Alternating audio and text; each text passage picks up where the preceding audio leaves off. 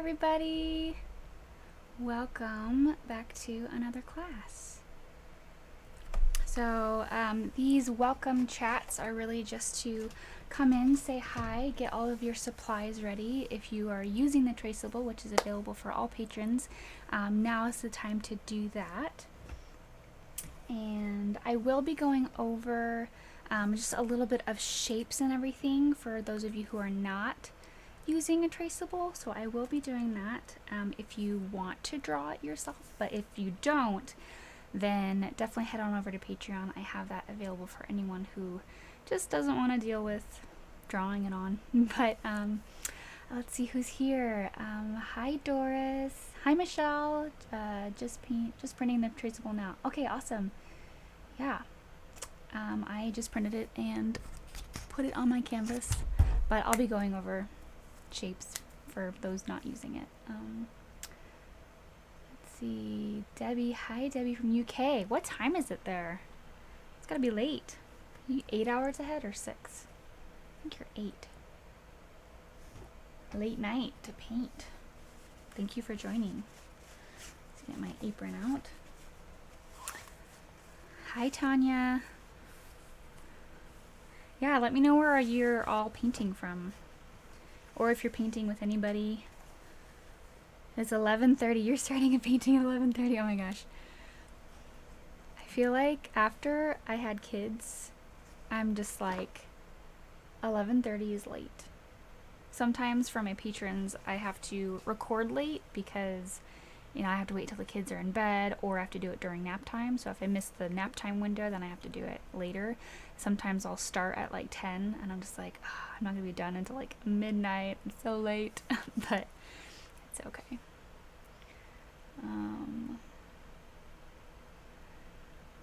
From Woodburn, Oregon.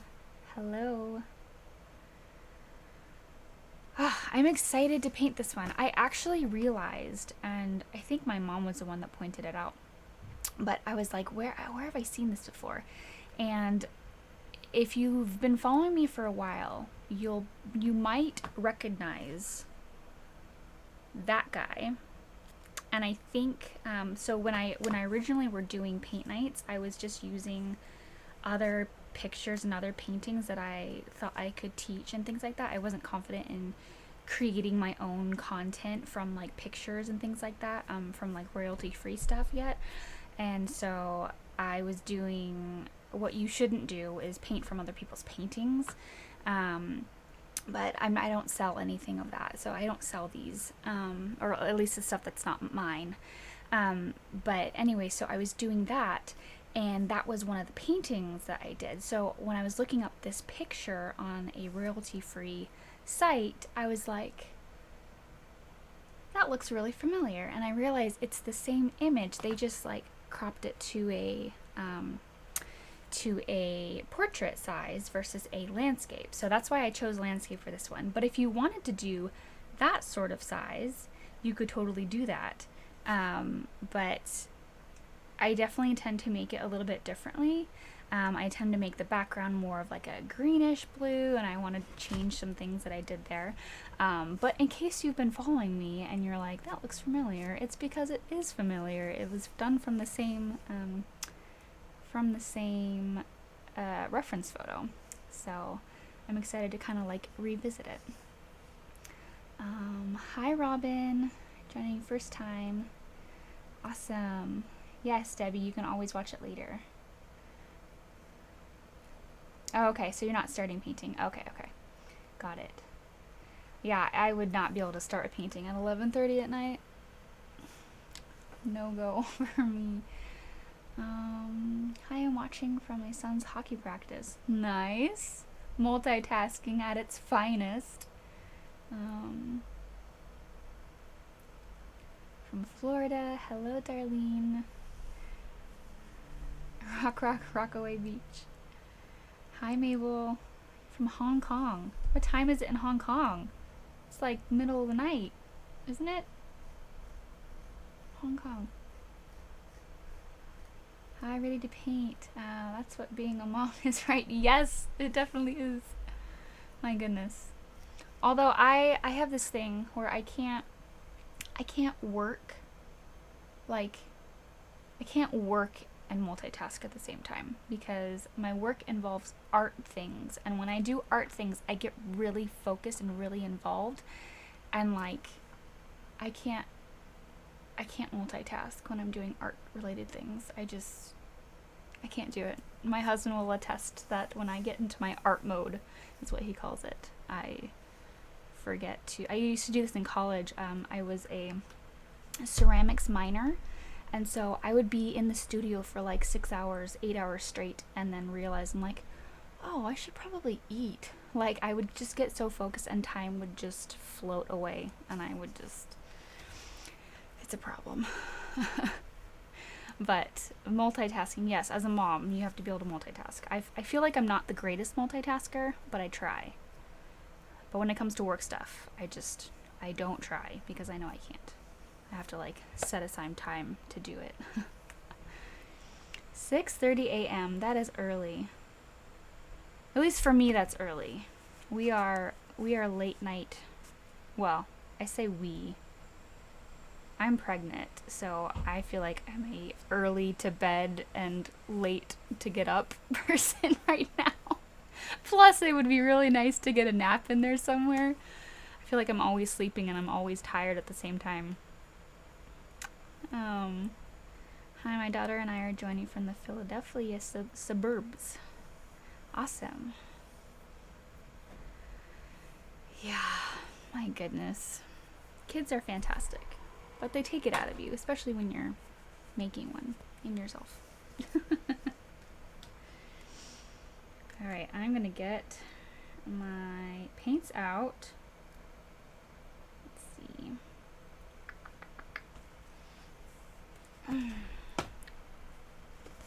I finally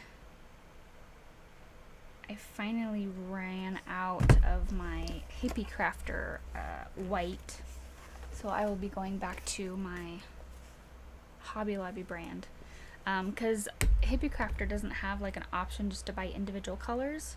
I want to say yet. Hint, hint, nudge, nudge. Hippie Crafter.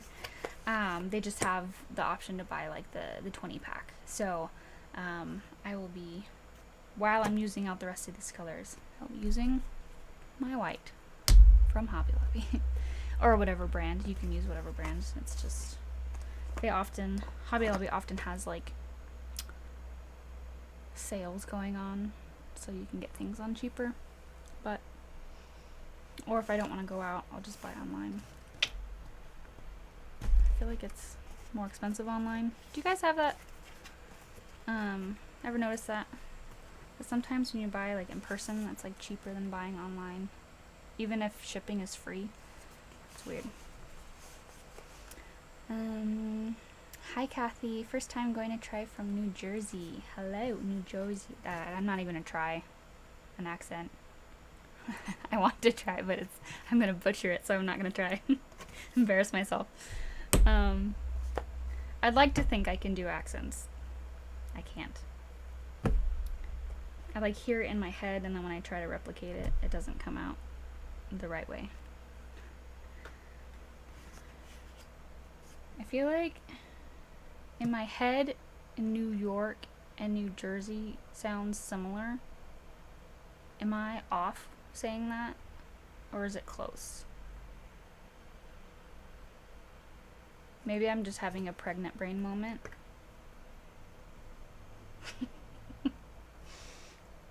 Okay, let's get back to colors. I'm gonna get my colors out. I'm just gonna ignore myself of the last, like, 30 seconds.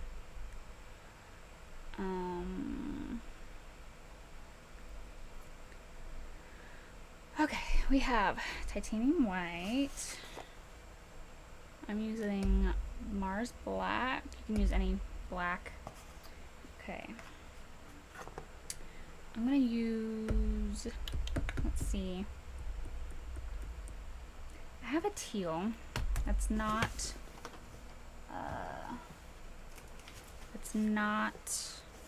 Hippie Crafter. I think I'm gonna use this turquoise green.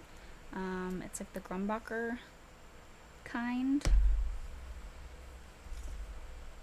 I think I'm going to use that instead of the last one that we did was the that one, the Aloha Beach, and I used the Viridian Green, and it was really, really pretty. But I think that's more green than what I want to do. I'll keep it out just in case. Also, whenever we're doing things like this, like, use the colors you have, and you do not have to use exactly what I always say what I'm using, so if you want to use the same things, if you have it, you can. But I find that every painting is going to be different regardless of if you use the same paints as I do. So don't get frustrated if, you know, you don't have the same paints as I do. Like, use what you have. I think I might also get out my Pthalo Blue to give darker hues in the water. And then I have yellow. I'm just using medium hue yellow. And then I have red, technically scarlet. And then do I do raw umber? Raw umber or burnt umber? Pretty much. One's just lighter than the other. I'm gonna go for the darker one because I can always lighten it up. Alright. I'm gonna come back to the comments. Do you put the turtle on the canvas before the background? No. So usually how I do all my classes is I paint the background first, and then you paint whatever it is, the subject, on top. So, for instance, for this one, I'm painting the blue ocean water first, and that way, because I don't want to paint this beautiful turtle, and then when I'm putting in the background, I accidentally go over, you know, my turtle, or like, so this way, by doing the background first, then it doesn't really matter if I like go inside the lines of, you know, where I want the turtle to be, or if you're painting the entire background and then just placing the turtle on, which technically the turtle's so big it takes up a good portion of the canvas, so I would not recommend painting the entire canvas your background color, because then you'll have to wait for that all to dry and then place your turtle. It would also, for the most part, cover up your traceable if you are using a traceable. So depending on your style and how you want to go about things, I would say always do the background first and work back to forward, unless you're like taping things off.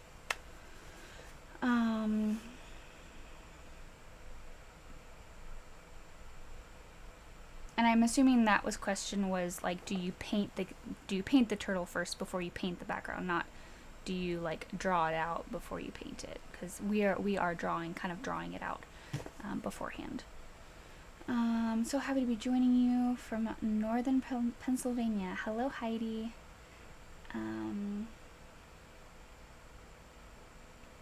Michelle, you answered my question from earlier. People in New York have an accent if Brooklyn versus Bronx versus Queens versus New Jersey. Okay, so they all have similar accents, or they all have... Oh, you're saying people in New York City have... Well, because like I feel like everybody has their own accent, like their own version of an accent. I'm sure I have an accent to people who aren't in San Diego. Even though I don't think I do, but I have a San Diego, Northern California accent, whatever that is. Hi, Julia. Ooh, we got a lot of people from Pennsylvania in here. I've heard like 3 or 4 of people. Thoughts on using watercolor? Go for it. If you are using watercolor, you will want to, I would say there's a couple different there's a couple different options for you. And bear in mind, I'm not a watercolorist. I try, but I'm not like, I don't do it very often. There's a couple tips that I would give you, depending on your supplies. If you have like I don't know, it's like a masking like liquid that dries and then you can paint over it and then you can just peel it off after you're done. If you wanted to lightly draw on the turtle and then put the masking on the turtle and then you can paint the background, you could do it that way, and then you just peel it off and you could go on to doing the turtle with this. Or you could forego the background, just do the turtle, and then at the end you could do like the background and just being careful about not going over the turtle. Depending on the supplies you have, you could do either. The one thing that I will say about watercolors, if you've never used them before, is in acrylics, your highlights always go on last. So it's like an afterthought almost. With watercolor, it has to be your forefront thought, because the white of the paper is your highlights. So you have to go on with layers, very, very light layers, and build up those layers, versus acrylic, you can just slap on the color and then bring in the highlights as you go. It's like a backwards process. So those would be my tips for watercolor, the little watercolor that I do. And again, I've done like 4 or 5 things in watercolor, but I've watched a lot of videos, so hopefully that's helpful. Just saw this event in Washington. Hello from Washington. Hello, Gina. And Lynn, hello. Hello from Illinois. Yes, you have masking. Okay, you have masking liquid. Yeah, then I would just use masking liquid. You could do the background with this. And I would tape off the edges so that you have like a really clean edge. I didn't do that on the last thing that I did, and I'm wishing that I did, because then it would just have a really clean like finishing line, and I didn't do that. So I would suggest taping it. And then it keeps it in place too. And I've always wanted to paint a sea turtle. Well, you're in the right place. I love acrylics and been painting 26 years. Wow. I've been painting longer than I have. I'm new to watercolor. They are way more expensive. I think it depends on the type of watercolor you get. I got a kit for like, oh gosh, it must have been like $15. And I know that that's like probably a cheaper kit, but it definitely gives me opportunity to play with the medium before wasting expensive, because I feel like acrylics is pretty expensive. Maybe not. Maybe because I buy in bulk. It feels like feels more expensive.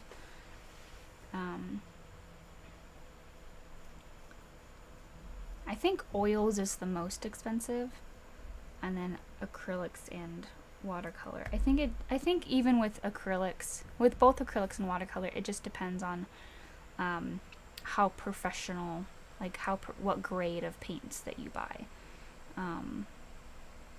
So like I bought this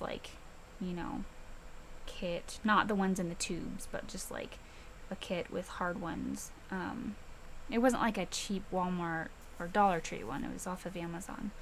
But then I did buy brushes that are good, and I think that is mainly the difference in terms of I feel like in all the mediums that I've done, whether it's watercolor, acrylics, or even face painting, the paints can be medium so-so, but if you have bad brushes or bristles coming out, or just not thick enough brushes, or just low quality brushes, it can just make your life miserable.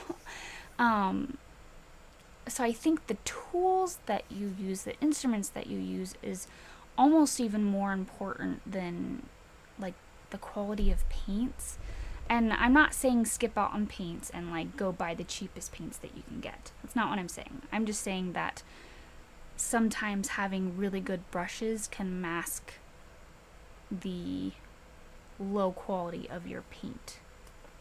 That's my opinion. And that's with face painting, that's with acrylic paints, and I feel like the paints that I'm using for watercolor are great. Like, they're vibrant. I've been able to play around with them and learn some watercolor stuff, and I'm having fun with it. So for $15, I feel like it's a steal. I'm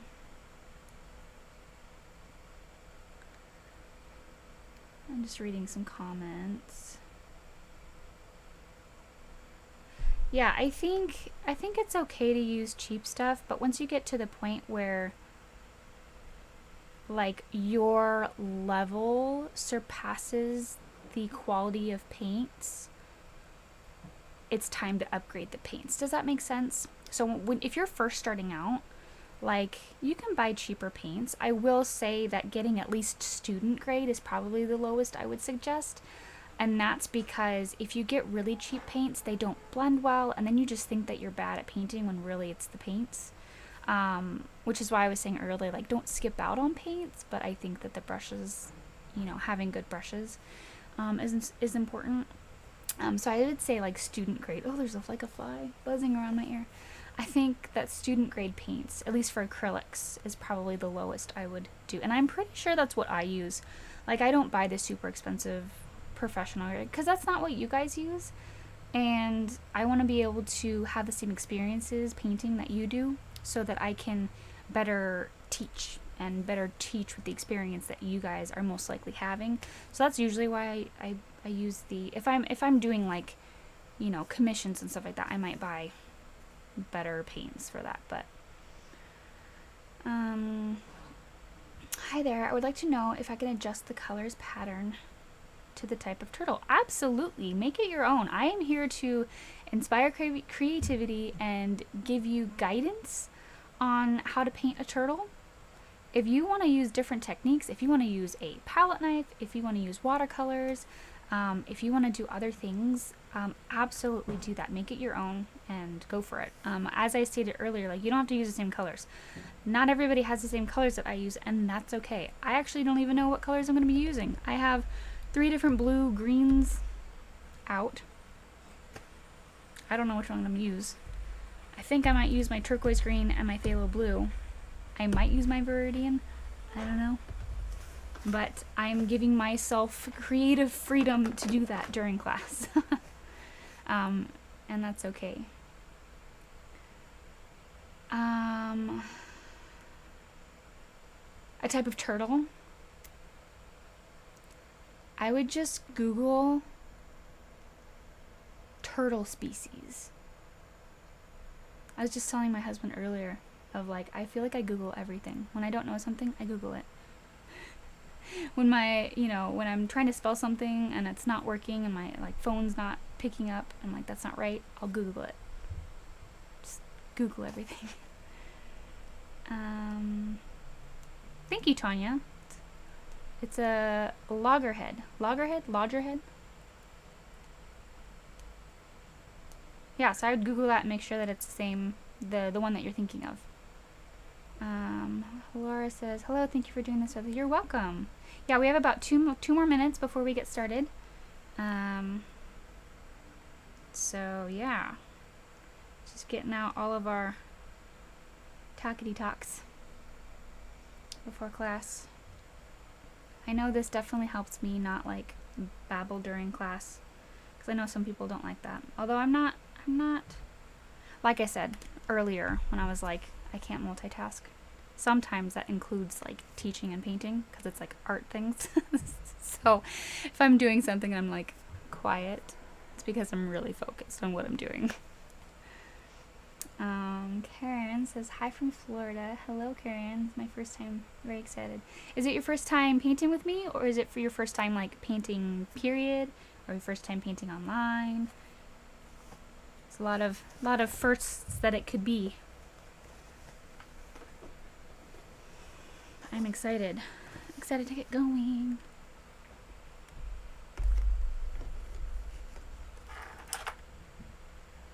I think I have everything. I'm always afraid that I'm like forgetting something. First time painting with me. Awesome. Well, welcome.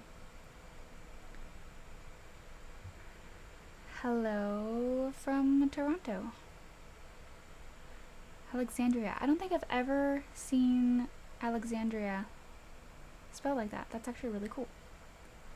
I mean, it's kind of how you sound it out, huh? Alexandria. It's pretty. Okay, we have about 10 more seconds. So get all your chatties out now. And we are going, well, I mean, we're already live, but I'm going to start class. Hello, hello everyone. Welcome to our sea turtle class.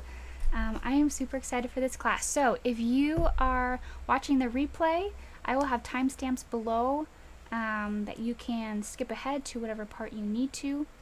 But yeah, welcome to class. Welcome for everyone just joining now. I usually kind of wait for a couple minutes before really diving into things because everybody, well, it's 4, so now everybody's like, oh, that paint class started at 4. So, but we're just going to go over some supplies real fast, and then I'll go through all the comments and answer any questions before we get started, okay?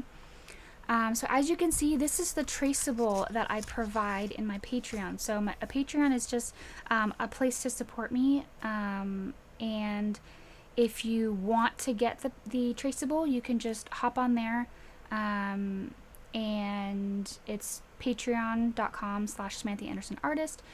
You can support for as low as $5, and you can get not only this traceable, but literally every traceable that I've ever done, as well as other quick tips and things like that. So it's a really cool community. We'd love to have you, and just if you want to support, it's another way of doing that. So if you want the traceable, there's 2 traceables in there. There's one for an 11x14, which is what I'm using. Goes right there. And if you are using like a 8x10 or a 9x12, there's a 9x12 one in there too. So you can grab that.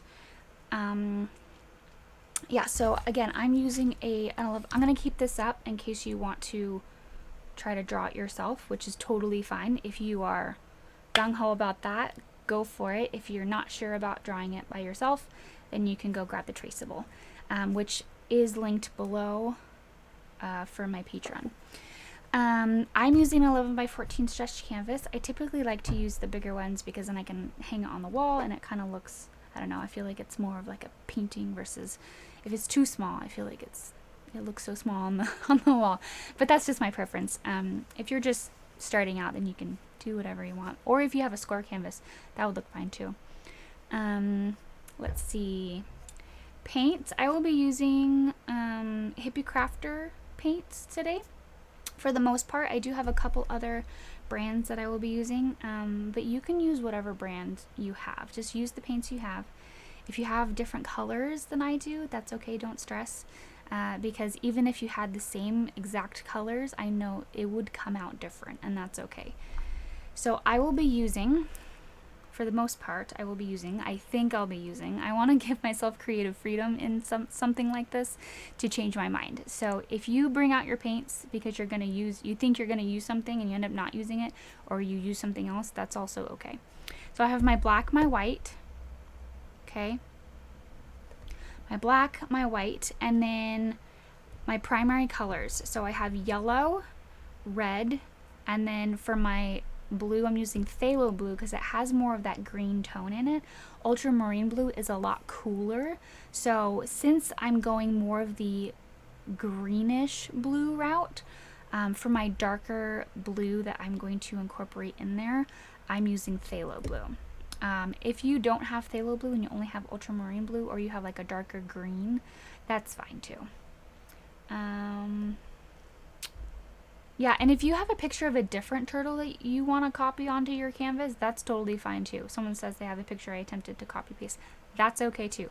I am here to inspire creativity and to help guide you into how to paint a turtle. You can change everything if you want to.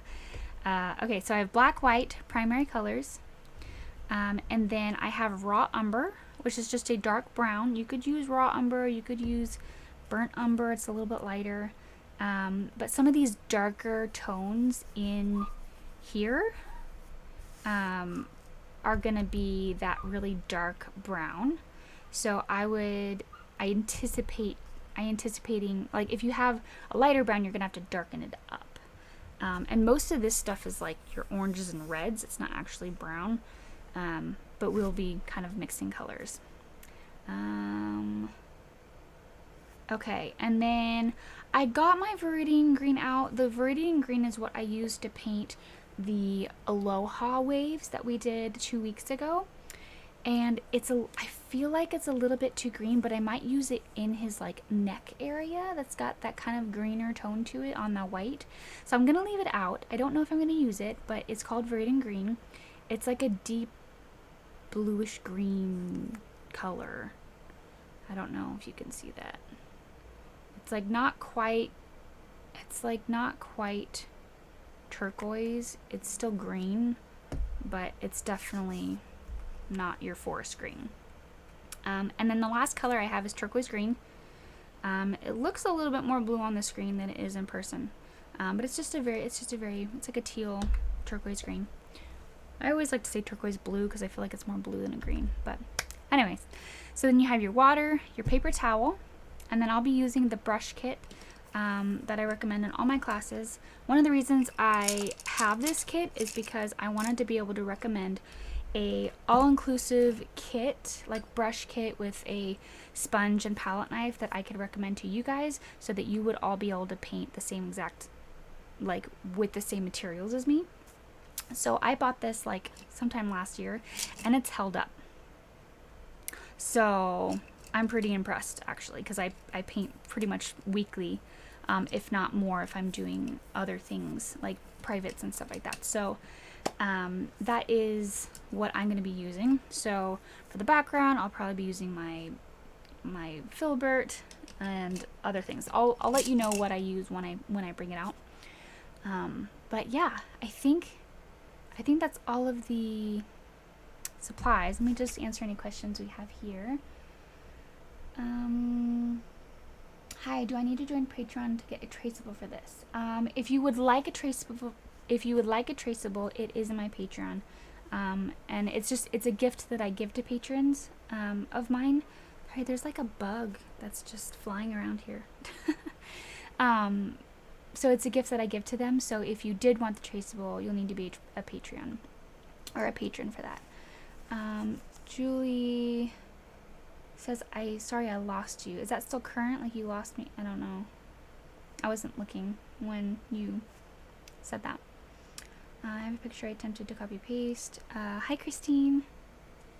I think I'll use Viridian Blue. Okay, yeah, that's totally fine. Yeah, use what colors you have. And if you wanted to make the background purple, you could do that. You would just have to make all like the undertones on him also those colors. So whatever background color you have, all these like undertone colors that are reflecting on the white of the turtle, you have to use those same colors. Like you wouldn't use this green blue, you would use the purple in that case. Does anybody have any other questions? While you're thinking that, I just wanted to share the last Patreon class that we did. So for those of you who don't know, for the $7 tier and up, I do extra classes. So I do free live ones every other Monday at 4 p.m. live on YouTube. Those are free. And then the in-between weeks on Friday, I'll do a Friday tutorial. And this is what we painted last time. We painted a boat with I see a sunset, but you could see a sunrise. I asked my patrons, or I asked my Facebook page what they saw, but there weren't very many comments, so I don't know. What do you see? Do you see a sunrise or a sunset? But that's what we painted. It was really fun. So that was available as of last Friday. So if you wanted to go paint that, then it's in there. And I think that's all of the announcement. Does anybody have any questions before we get started? Let me know in the comments below. And I'm going to go ahead and get out all my paints. Sunset, very pretty. Yeah, I think it's a sunset too. I feel like sunsets have more like orange and red colors in it. And sunrises have like less of that. But I could be wrong. I don't know. That's just my opinion. Let's see. Okay, so we're gonna get out all of the colors for the background first. And let's see. Okay, so I have my Phthalo Blue. I'm just gonna get a little bit out because I probably am only gonna add it to the corners of the painting, or maybe kind of like down below a little bit. I'm gonna add a little bit of this Viridian Green just for good measure. I may or may not use it. The Viridian Green is very, very close to the Turquoise green.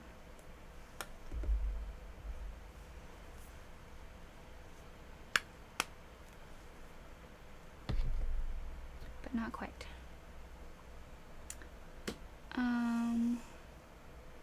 We're having thunderstorms and our internet is buffering.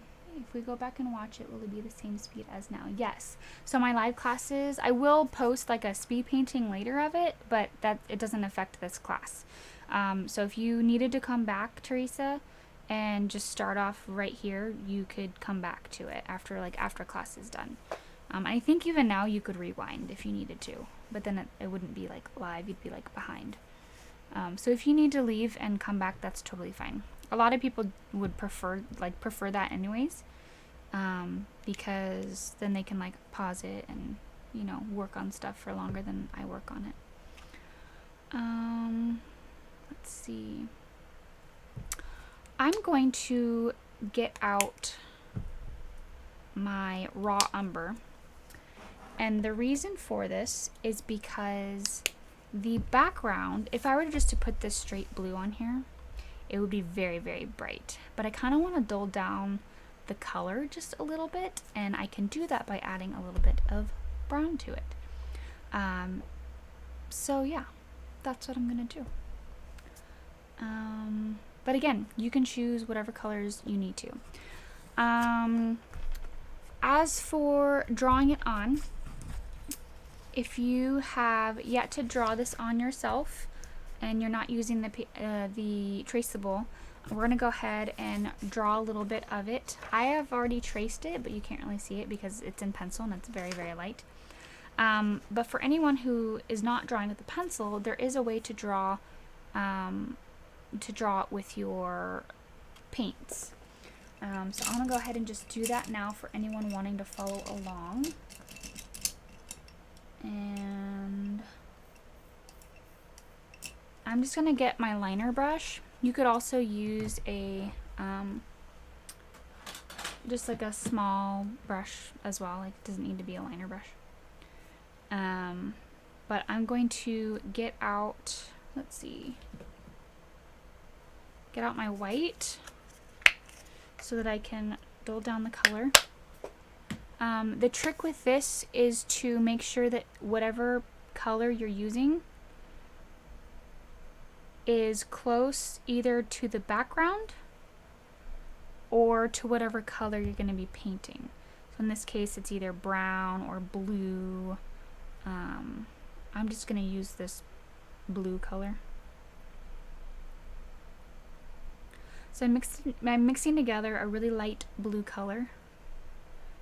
And I'm really making sure that the paint that I'm using is watered down so that, one, it goes on really, really easily, and two, it dries fairly fast. Okay? So if you are drawing this on or you're painting this on, you want to try to position him somewhere in the middle if you're doing a landscape, and then his foot kind of goes off the edge. You could like chop it off a little bit so his foot doesn't go off the edge, but I think it's fine. It kind of adds movement that he's moving into the picture. And for a for your canvas, I always like to like cut it into portions, okay? So essentially you have the head, the two fins, and then a fin in the back, and then the shell. So figure out the top of your shell, figure out where that is, and then once you get that, you can kind of just go off of that.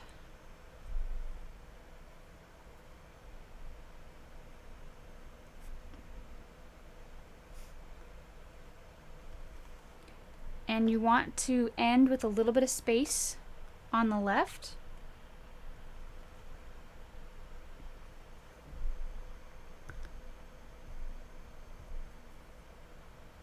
And that's where his foot's gonna come out. So you have the top there, you're gonna come around. If you've pre-drawn this, you do not have to do this. I'm just doing it for the people who would like to draw it on.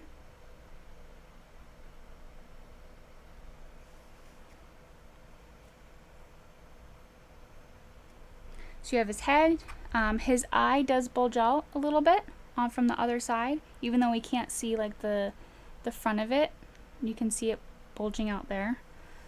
And then you can just put in the eye here.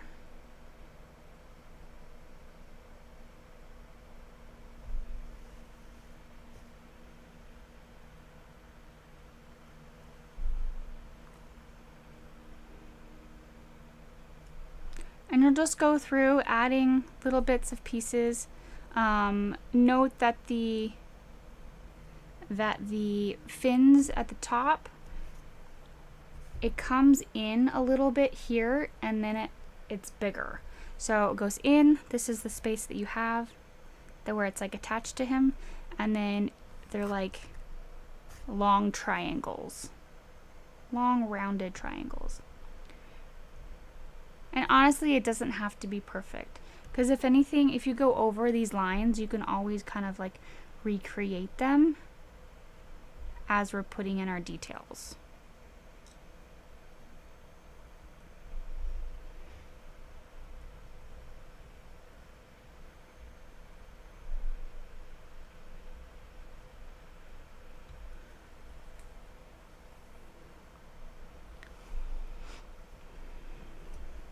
And one thing to note about his lines on here, after you get the main shape of his shell, you would like a traceable. All of my traceables are available in my Patreon. So there's a link, a couple above. It's my Patreon, /SamanthaAndersonArtist. If you wanted a traceable, you could just go in there, support, and then you'll have access to it. So the thing about this here, and actually let me just grab the traceable link for anyone, just so you're not like searching for it. It'll just save everybody else time. So what I was gonna say is about the shell is a lot of times when we go in to do the shell and like the lines, everything lines up perfectly, when in reality, all of these, like you have this line and it's very much, they're more like circular or like square rocks, where it's like every corner is kind of rounded. They don't fit perfectly. Like this is gonna come up and here, and then this is rounded over here. Does that make sense? So like I know as a kid when I drew, you know, a turtle, it was just all these lines. They're like perfect like hexagons and pentagons and like that sort of thing.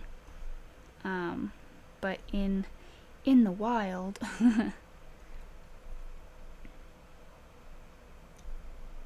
they are more like this. And then make sure that when you're doing your lines here, that you do give it a little bit of that roundedness, at least when it comes to like the edge of it, because they are going out and then they kind of curve around.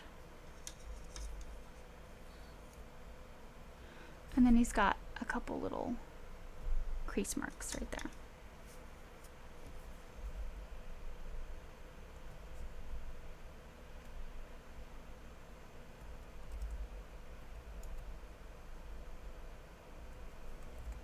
Alright, so here is the direct link for the traceable if you would still like to do that. There's a traceable for a 11 by 14, which you could probably do for 11 by 14 and maybe like one bigger. Or if you wanted to do like the version kind of here, if you wanted to do a portrait version, you would probably, I would say, print out the 11 by 14, even for a smaller canvas, and then you would just kind of put like half of it on there. So it's up to you. Okay, so that is the most amount of detail. We're not going to draw in all like everything, because we're going to put that on when we get there. Okay, it's not necessary to put that on right now. So let's go ahead. And does anybody have any questions thus far? Does anybody need help with sizing and or anything? I know a lot of you are using the traceable, so I don't want to spend too much time on this, but I also don't want to leave those out who are wanting to draw it.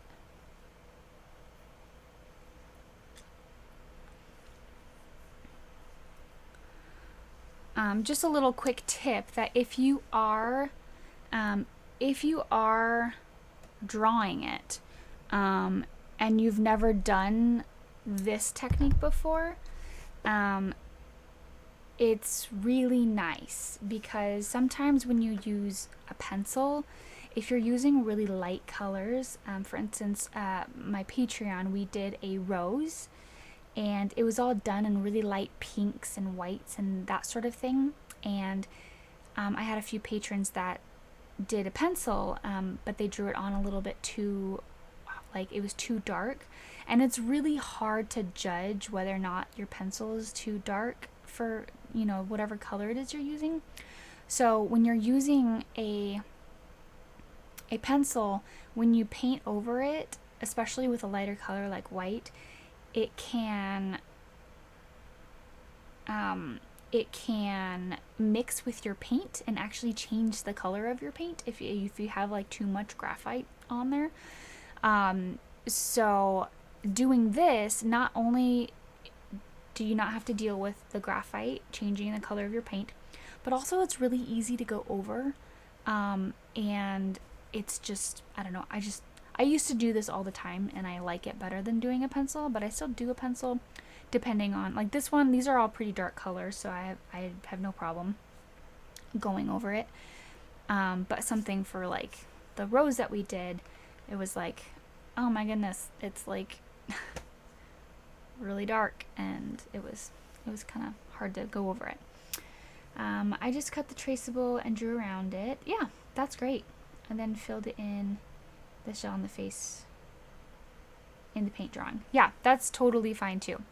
That's actually, this is a good one to do that because it really is just, you know, you're not painting like a picture, you're painting like an animal, like a character that you could cut out. So that works great. Just for shaping of shell, should it be jagged? Trying to get the ridge on the shell. On the back, I noticed that it is a little bit jagged. I think for the most part, it's a little bit wavy, and then as it gets to the back, because you're seeing it more at a flat level, you're going to see more of the jagged, because you're seeing more of the shell in a smaller amount of space. So you can see a little bit more of a jagged thing, but you can always add that later if you need to. Like for instance, this, I feel like this actually comes out, I'm just noticing. So for instance, when I'm painting on here, I can literally just ignore this line that's right here. And, or if you're like, oh, I can't unsee it, you know, you can get your white and just cover that part up so you don't, you know, you don't mistake it for what you're actually trying to paint. That's totally fine too.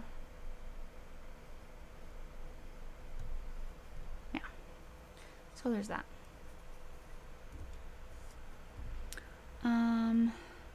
Let me know how everyone's doing and if you're ready to get started on the background.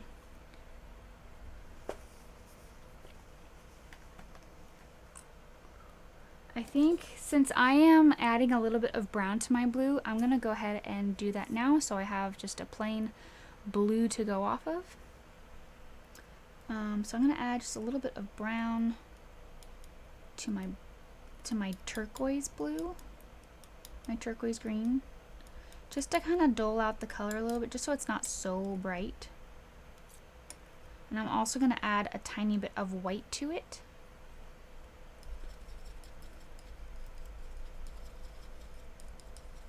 Again, and this is just to kind of dull out the color, just so it's not so vibrant. And this is a personal preference. If you want to use the color you have straight out of the tube, that's okay.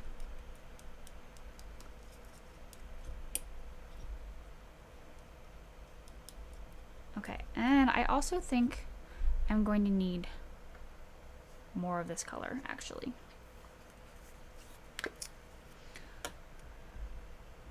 If you ever struggle with mixing your colors beforehand is super helpful. For the longest time, I would just mix on the canvas as I went, which is totally an acceptable, valid, way to do things, absolutely. But if you do struggle with mixing, being able to blend colors together, kind of mixing your colors will help those transitions a lot better, especially if you're working on a surface that dries the paint a little bit faster, like a canvas paper or something like that. It can just be helpful. So I'm pre-mixing the main color here. I'm going to take out some of this blue and I'm going to add some of this green to it. See what color I can come up with.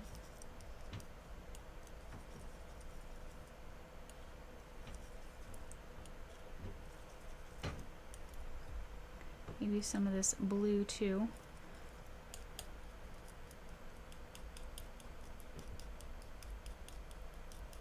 So I'm adding a little bit of my phthalo blue and my brown to both darken it and remove some of that vibrancy.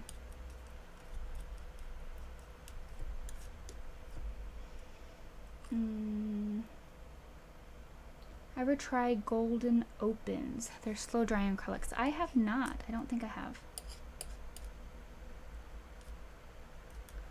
I feel like that would work really well for for doing like background work. That's why I've always been envious of oils for that reason, and wishing that I could just come back to something and blend it if I wanted to. But that's not how acrylics work. Okay, so I have two different blues here. Let me bring this over a little bit. Two different blues here. This is like my main, it looks a lot more blue. It's definitely greener. Let me fix that. So it looks more, let's see. It definitely looks more blue on the screen. Let's see.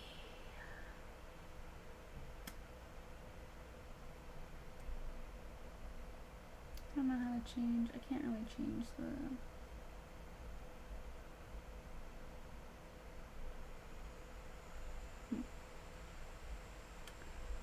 Well. Okay, I can't really change the color to make it more accurate. But just know that the blue that you see, it's a lot greener.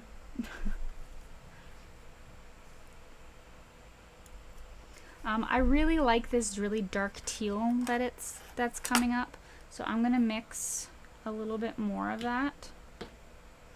because that'll be kind of what I'm doing for the bottom. So I need, so essentially those were 3 colors. That was the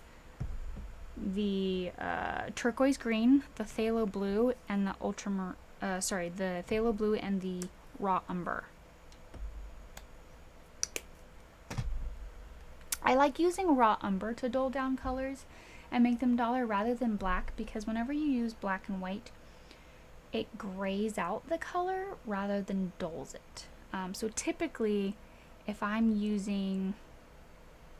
gonna, darken a color, I like to either use a darker color of whatever color I'm trying to, darken, like a darker blue, or I will use brown and not black.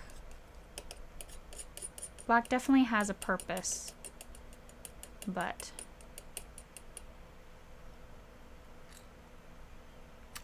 how to trace. If you're a Patron, I have a link in there of how I do it, and it like shows you. It's like a video of showing you how I do it. But I will tape it to the background. If you don't have tracing paper, it's an easy thing. You just tape it to the background wherever you want it to be, and then you put it up to a light or like a window or something, and then you trace it that way with a light behind you. If you don't have access to that, you could do what Lynn did earlier. She just cut out the turtle, placed it on there wherever, she did the outline essentially, and then just kind of filled in the rest. So that's also an option.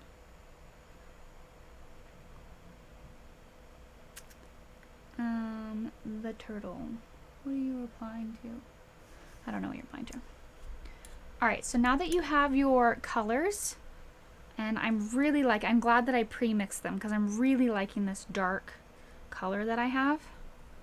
Like, this is my favorite color, like my favorite color palette to work with.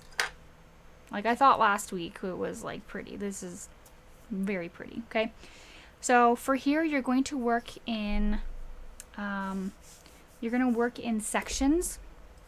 So I'm going to, let's see, I'm going to do the bottom first, and then I will probably flip it over and then do the top half. And theoretically, I could just do the top half, but it's a lot harder to, like, if you see what I'm doing, it's a lot harder to kind of like see what I'm doing if it's like up here and then you guys can't see what I'm doing, versus if I'm down here, you can see what I'm doing. So I'm going to do the bottom half first and then the top half. Essentially what I want to do with this is kind of do darker colors on the bottom and then kind of work to lighter colors at the top. It's going to be subtle. You can make it more exaggerated if you want, but it's totally up to you. So essentially for the bottom here, I'm just going to go in with my paint. I'm going to be using I'm using a filbert that has a natural round edge, so it allows me to really easily get it into all these little crevices, because they're naturally kind of round. I'm getting a little bit of water, but I really don't want to water down this paint too much, because then it will be see-through, and I don't want that. For the background, I want it to be thick. And if you are using a canvas that's stretched, don't forget to paint the sides. If you plan to just put it right on the wall, or if you're gifting it to somebody, I tend to like to paint the sides so that they don't have to then go buy a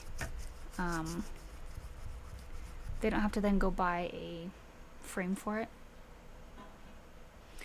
So I'm putting this lighter blue color, like the medium to lighter blue color, on the top part, or like right under him and all that.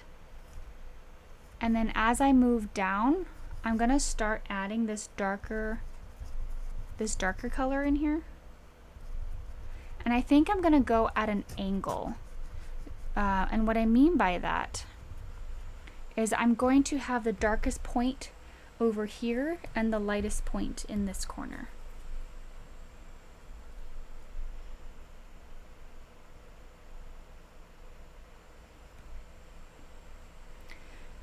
because we're working with such a dark color for the background, I would say try your hardest not to go over the lines of the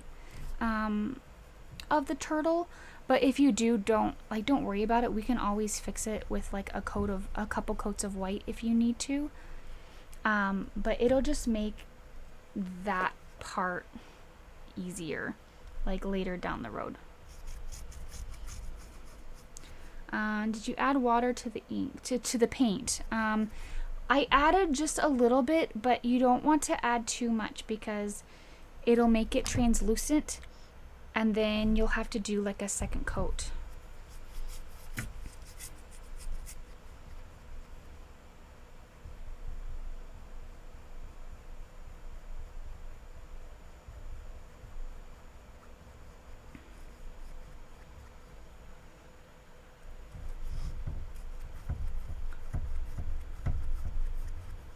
So I'm going to go ahead and put that dark color all along the bottom, because I'm pretty confident that that's what's on the bottom. And then I won't forget about it later.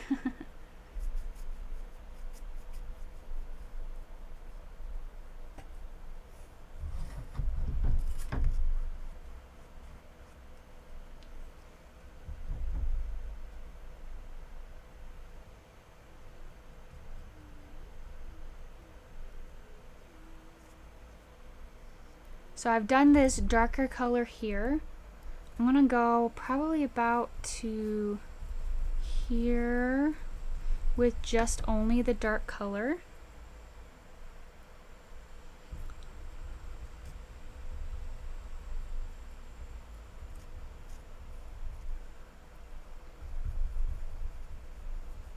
And for the rest of this, I'm gonna go back into my light color, and it's gonna naturally blend with that color, with the darker color that I just put on there.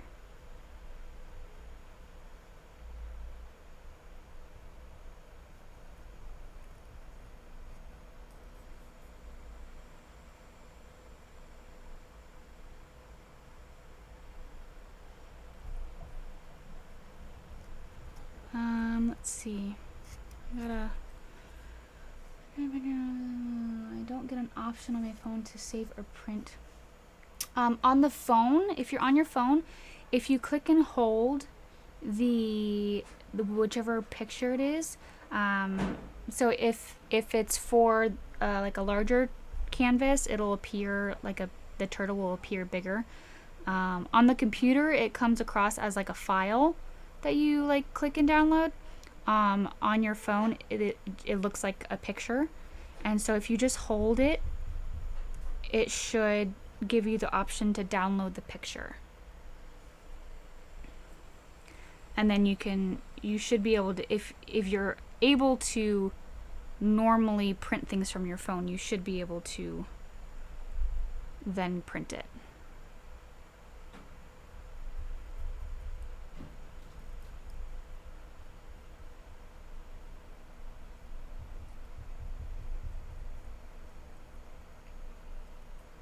Did that work?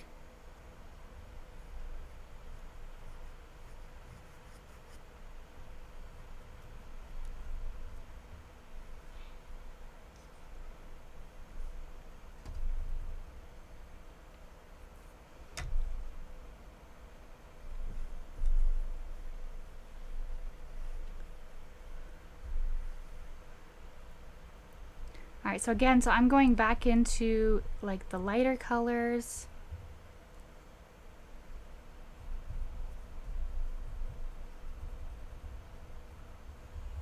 And just a reminder that if you feel like you're falling behind and you need to wait and paint it later, all of my classes, all of my live classes stay on my YouTube. And you can always come back and paint them. I don't take them down.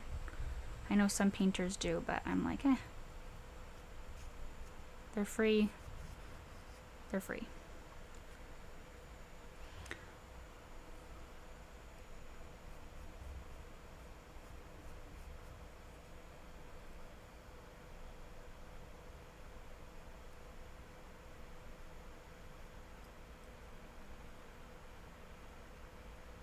Perfect. I'm glad it worked for you.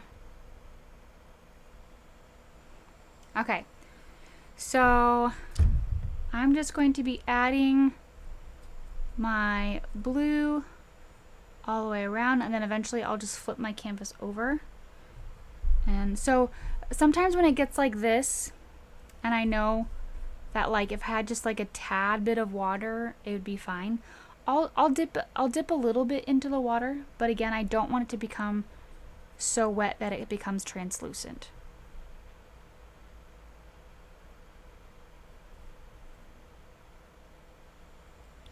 And then I'll just blend that down, because all of this is pretty much still like wet.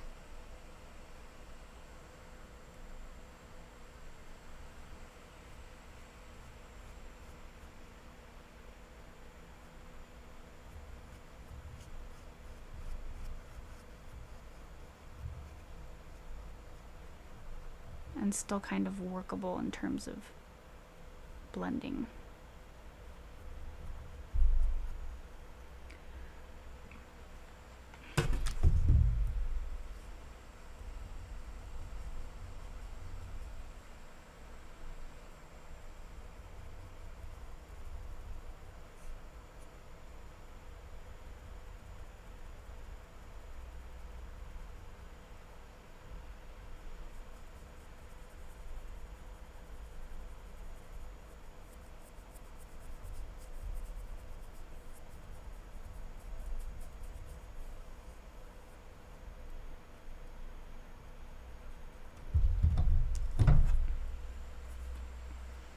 Alright, I'm going to switch to a smaller brush just real quick. I'm not going to rinse this out because I want to go right back to it, but I want to get in this smaller area, and I know that that bigger brush is going to make it a little bit more difficult to do that.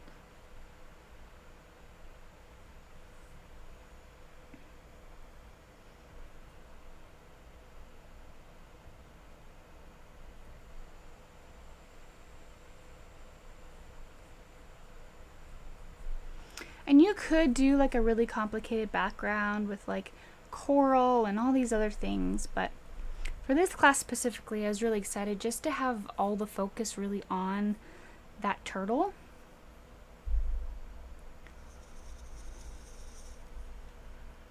If I was creating my own from this painting, you could look up reference photos from like other things and coral and all sorts of stuff, and like put together like a whole, you know, take references from like 3 or 4 different pictures and kind of mesh them all together.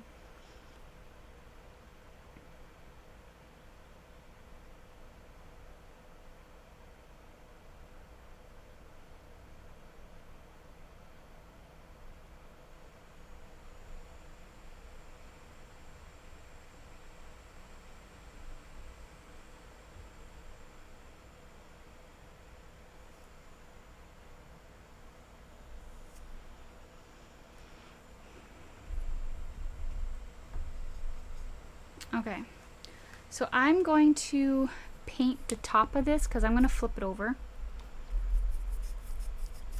Paint the top of it blue, and then I'm going to go into my white over here because I know I'm going to lighten it up as I go over there.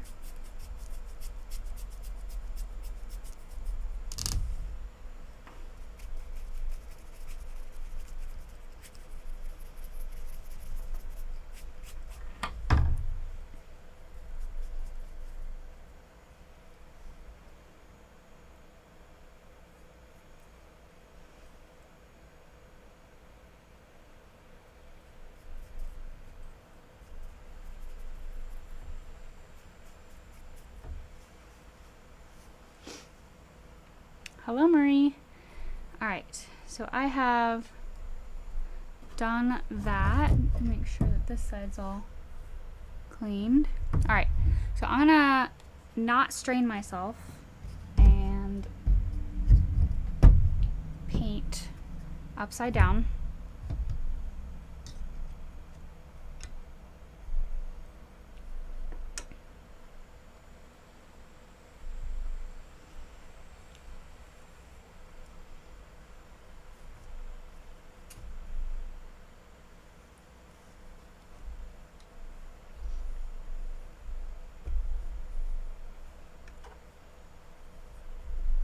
Looks real awkward now. He's just like, hey. And I'm just going to continue where I left off.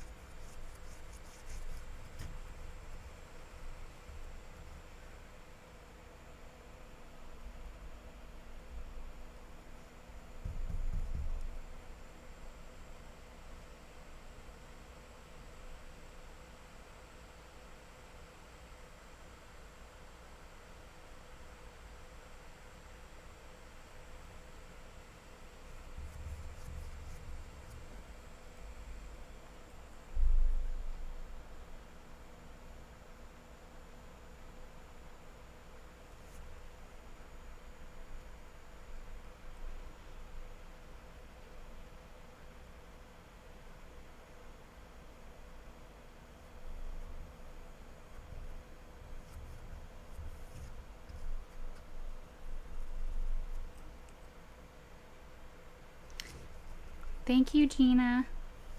Yeah, so for anyone who's not subscribed yet and you're like a painter who loves free paint classes and things like that, absolutely subscribe. I do classes every other Monday.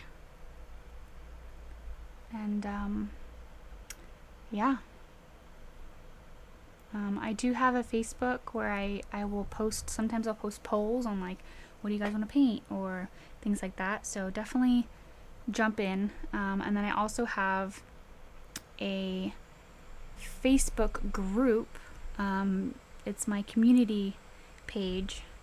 And it's essentially for all classes that I teach, whether it's my Patreon, my YouTube. I have like this art challenge in my Patreon, so sometimes you'll see like random artwork, but it's from my Patreon.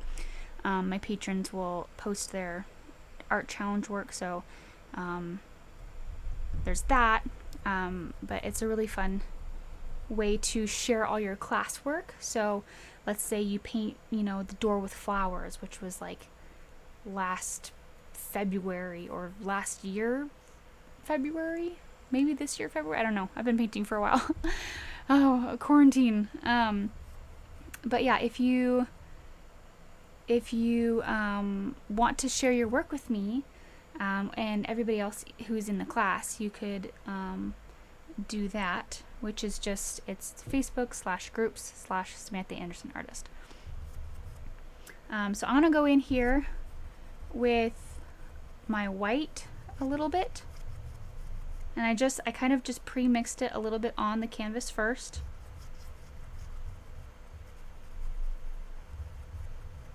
Or sorry, on the palette, not the canvas.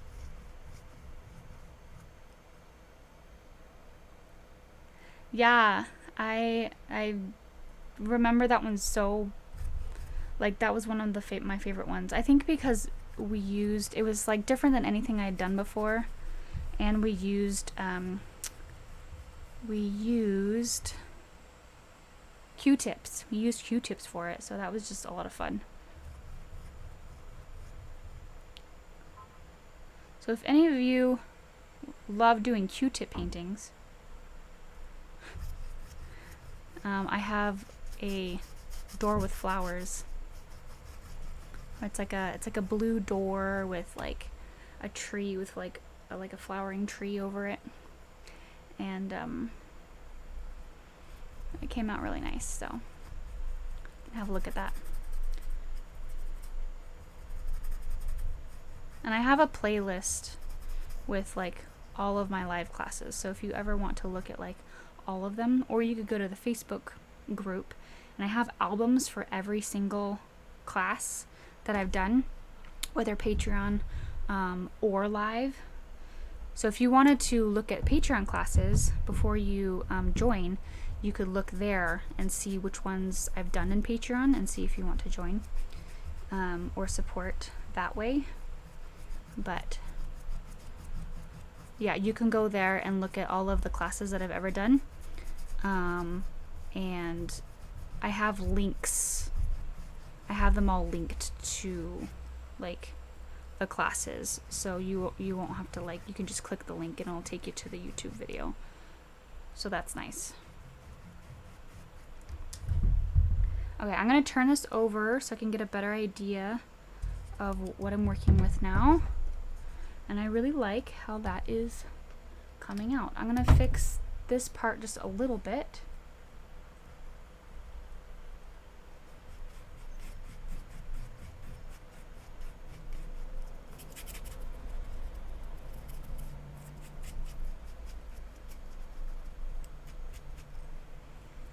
Going back into my darker color a little bit, making sure it's blending a little bit better. But yeah, it's subtle, but I like it.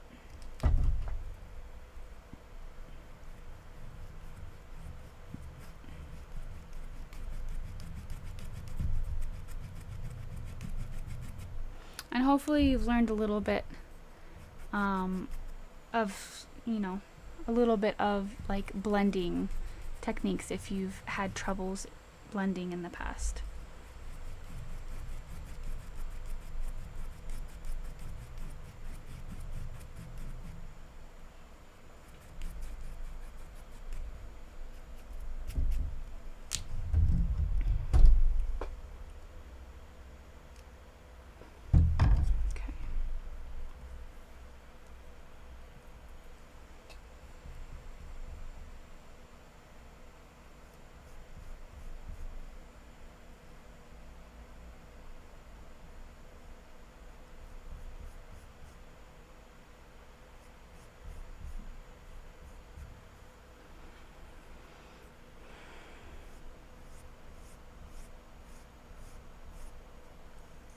Alright, so now that I'm done with the background, I'm gonna go ahead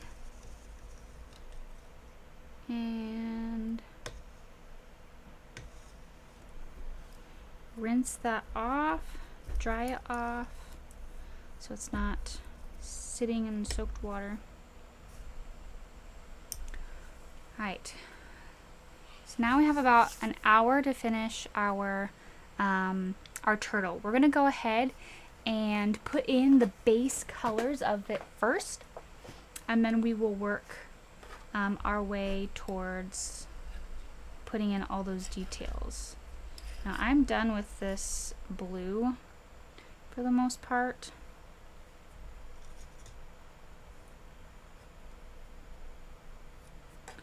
So I'm just going to, I need a little bit more canvas space, or a palette space. I always do that. I always call it a canvas. I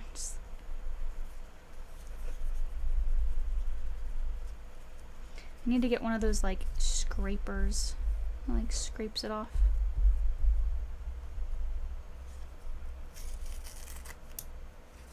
Like a X-Acto knife, but it's like flat.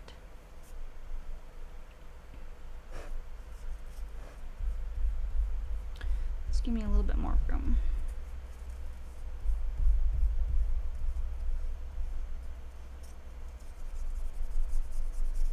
Okay, there's that. All right. Dang, I'm late. Help me catch up. If you need to watch it later, you totally can. So don't feel like you need to catch up if you want to, you know, watch it later. I'm really looking forward to doing this painting. I brought the kit you suggested, but I didn't have time to get the supplies ready. I'm not a patron yet. Will I still be able to access it later? Yes. All of my live classes stay online. All of my Patreon classes stay on Patreon, and all of the live traceables stay on Patreon.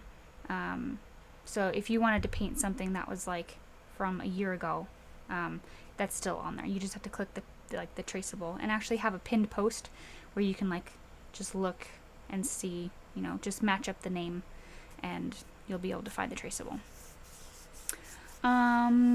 Okay.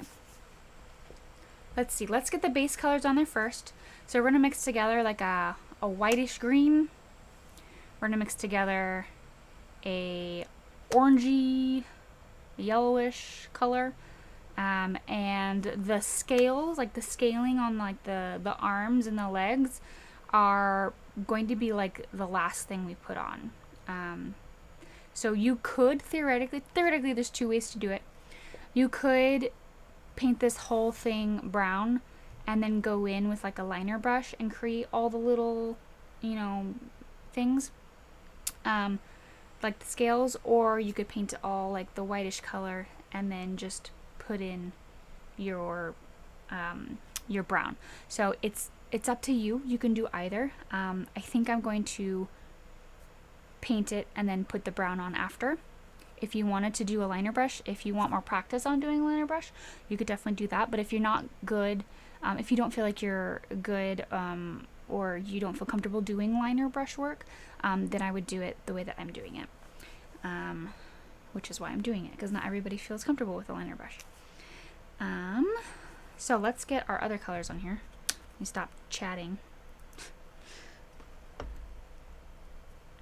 Okay, so I'm gonna grab my yellow, my red, and I was super tempted to make this a palette knife painting because I think that would just be so cool. But I didn't, and I'm sort of regretting it because I love palette knife paintings, but not everybody likes doing palette knife paintings, so I try to limit them. Okay, so I'm gonna make this into that kind of reddish orangey brown color that we're gonna use. So I'm going to mix my red with a little bit of brown, and that's gonna darken it. So I'm also going to add some yellow to it. Okay, I'm gonna mix that together. And if you've never used a palette knife to mix, it's pretty great. You could also, I think you could probably also use like a burnt sienna if you wanted to, if you have that rather than red. But I know not everybody has like a cool kit with a bunch of different colors. Some people just have like the bare minimum. So I always try to mix in some like color mixing techniques in here for those of you who maybe you just want to know how to make burnt sienna if you don't have it. So you get red is the base, brown, and yellow. I think this is a little bit more orangey than burnt sienna. Okay, so I think this is a good base for my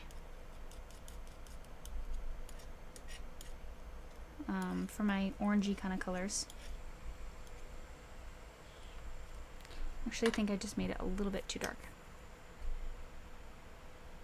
Just gonna grab a little bit more red. And the red I have, it's called Scarlet. I think it's on the more orangey side of reds. So even there, I'm starting off with a little bit more of an orangey red versus like a deep, rich, like primary red, or even like a crimson. So depending on what red you are using, you'll have to kind of just adjust from there. So I'm going to add a little more yellow to this to brighten it up.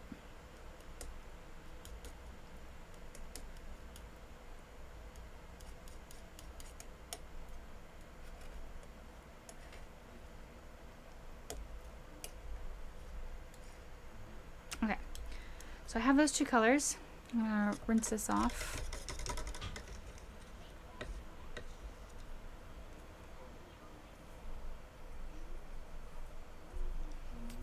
Okay, so I have my yellow. I'll probably have to get more yellow. I'm gonna put some more white on my palette.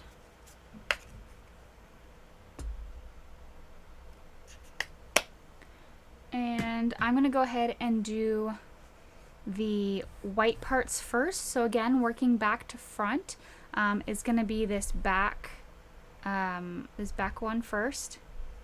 All these Anderson artists. I am too an Anderson. Oh my goodness, there are a lot of Andersons.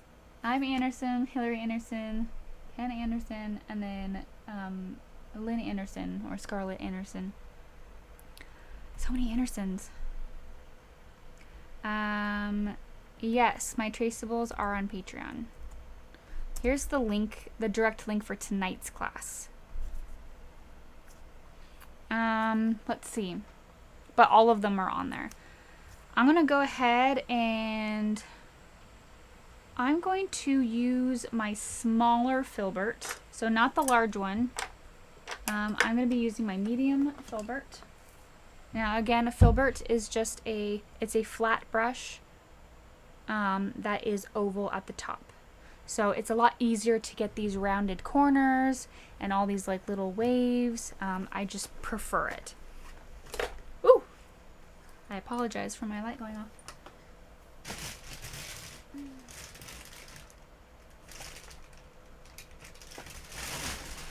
I like scared myself. There we go. Let it adjust. It was right below me and I accidentally kicked it. Okay. So I'm going to use my white and I'm going to allow these blues and greens in there. I have like a little bit of like, I don't know, color over here. And I'm just going to allow that to fade into the white. I can always lighten it up later. But again, if you're using watercolor, then you want to think about this ahead of time. And you don't want to cover up those light parts.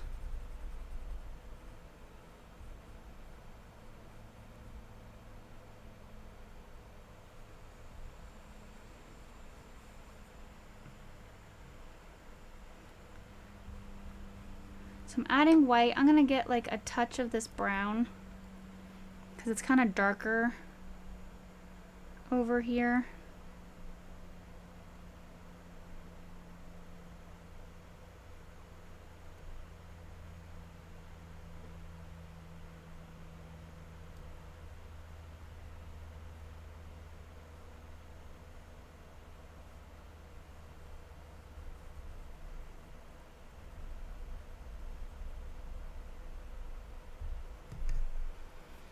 So I just added a little bit of that darker color. I'm going to go into this green that I still have on my canvas. And add a little bit of that green in here. And what's really nice is because this is all still wet, it's going to blend fairly easy.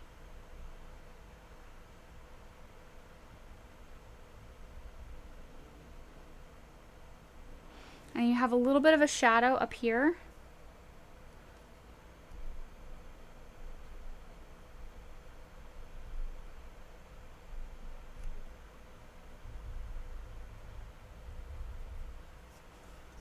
And now that I'm going to go back into white, I'm going to rinse out my brush, go back into just my pure white, and I'm going to lighten up this like kind of edge area.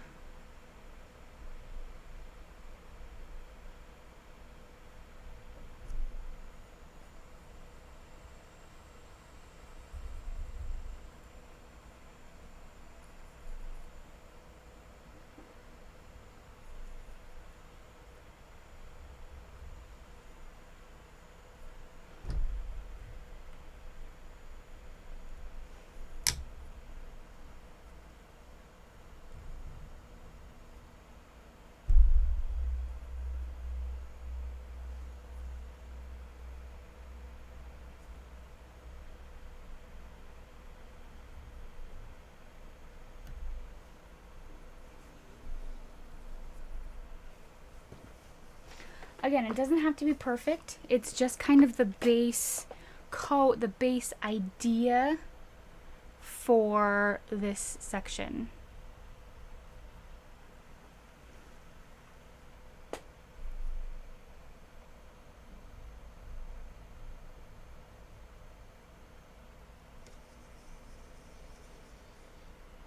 All right, so I'm going to move on to, let's see. I'm gonna do his belly because his belly is in back, like behind the two fins. So I'm gonna do his face and belly, and then I'll do the two front fins. So essentially most of this is going to be white.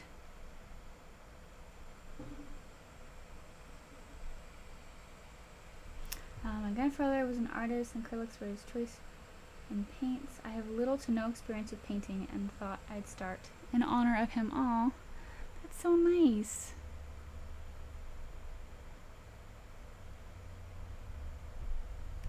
Well, I'm sure you will fall in love with it just as he did.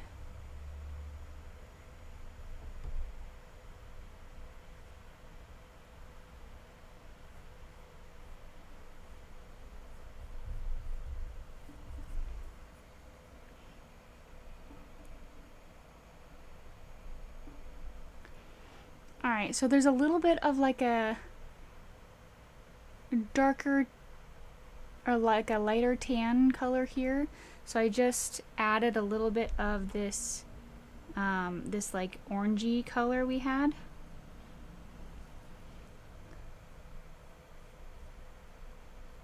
Again, this is the base coat, so it doesn't need to be perfectly blended. We're gonna add, once we add all of the like the scales and stuff on top of it, all of this is just going to blend into the background and you're not even gonna notice it.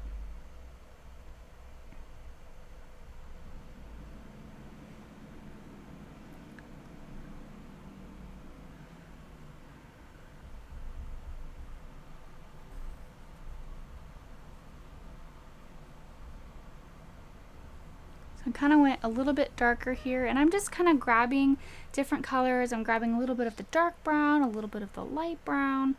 And when I say light brown, I mean like this orangey kind of reddish tone brown.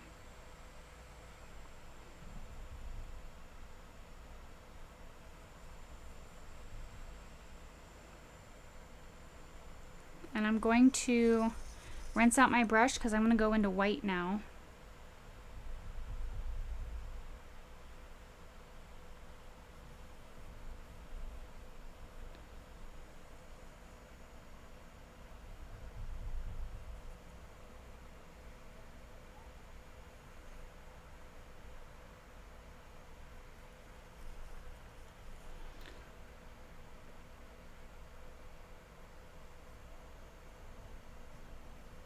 So I'm starting off by painting the whole belly white, and I'm gonna come back and get this like greenish color and paint over it, allowing it to kind of mix with the white that's already on the canvas.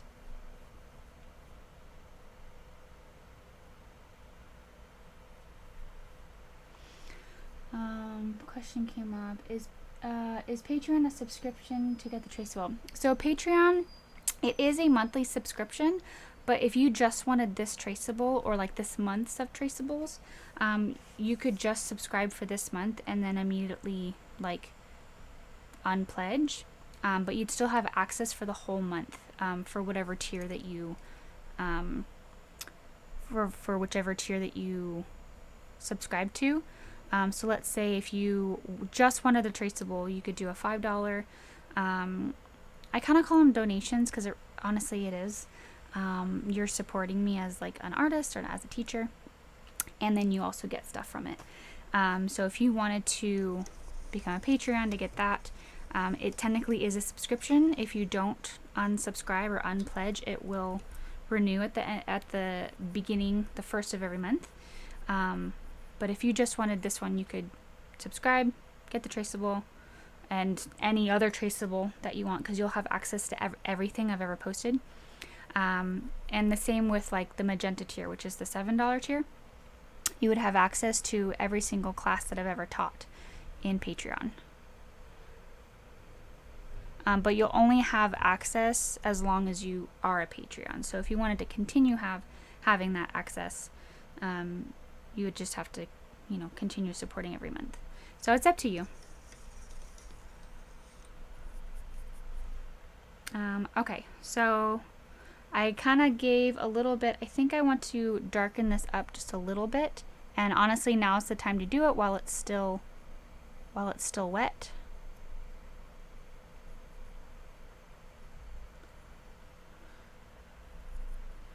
And then you can just blend it in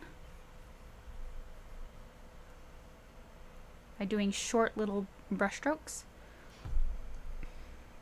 And I'm going to get more of this Viridian Green because I really like how this Viridian Green is working. And I realized I did the top of the face, but I didn't do the bottom of the face. I'll do that. Since it's already dried, I will do that when I go back over to do this part. It's fine. And I really like this Viridian Green color over here. Grab some more white. And then everything else over here is going to be that white color. It's okay if you get a little bit of green in there. You're welcome. I love painting and I love that I get to do it with all y'all, so.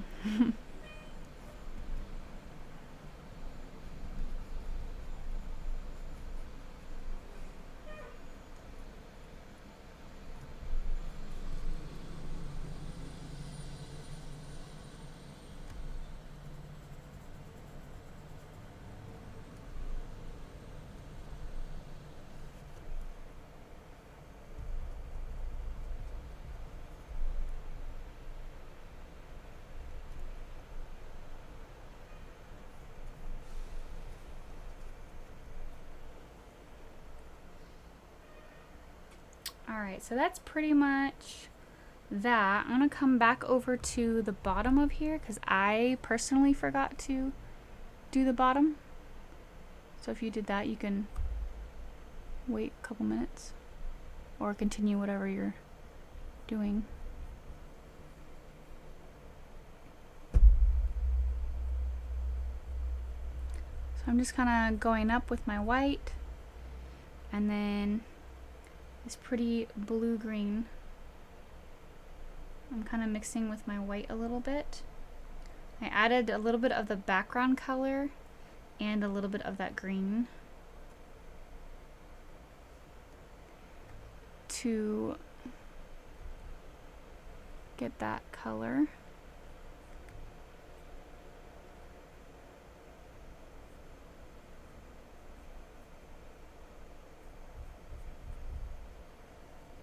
And because it has dried, it's not going to blend as perfectly, but that's okay.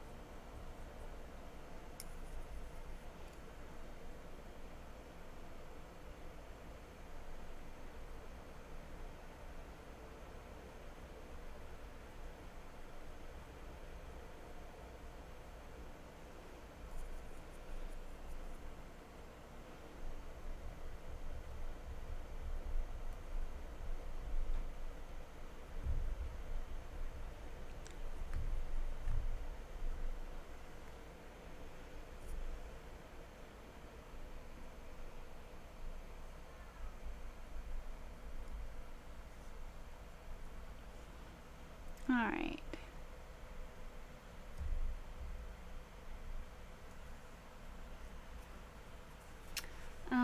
I paint so slow. I love that you leave the videos up so I can rewatch and pause when needed. Yeah, for sure. I'm happy to do it. I know that everybody paints at their own speed, and if I didn't leave them up, like, there would be a lot of people with unfinished paintings.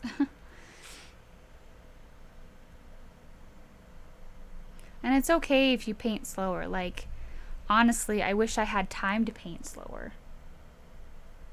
But my kids are on nap right now and they're gonna wake up soon. On Mondays that I do paint night, they always have to go down for a later nap because it's nice to, you know, have them sleeping. I might change the time to a little bit earlier.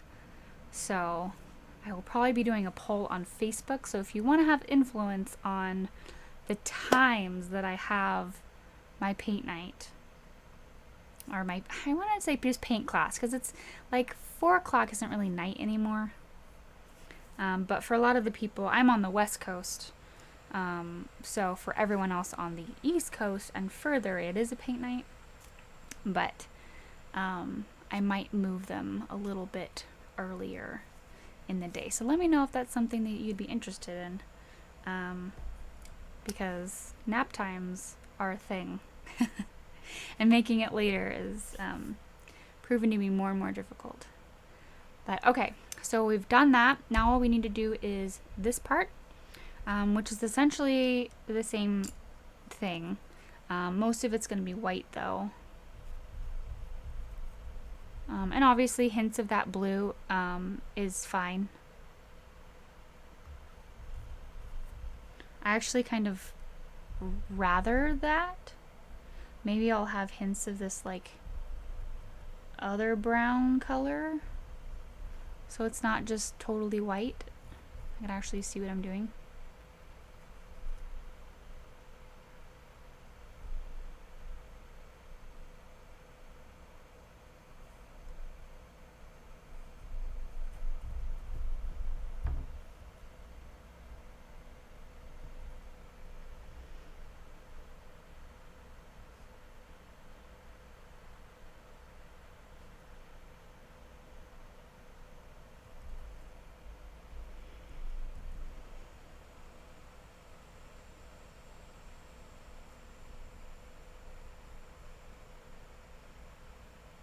For all of those who like weren't here earlier, I talked about my artist community.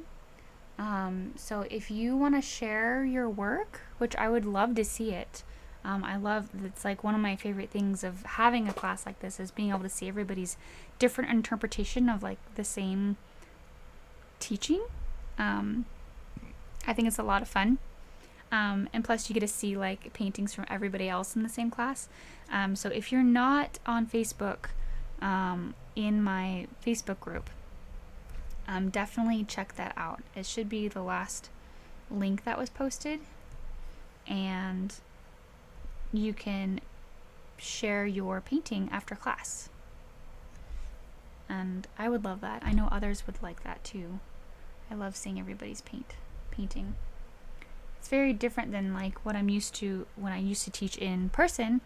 You know, I would take a picture of everybody's paintings afterwards, like one group picture, and I could look through and like see all of them and stuff like that. I can't do that now unless you post it. So I appreciate it. I like when you guys post it.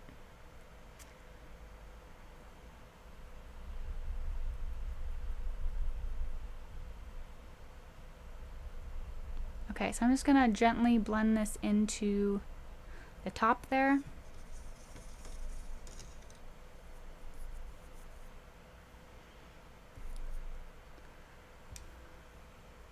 Alright, so now we are good to start doing the top, the shell.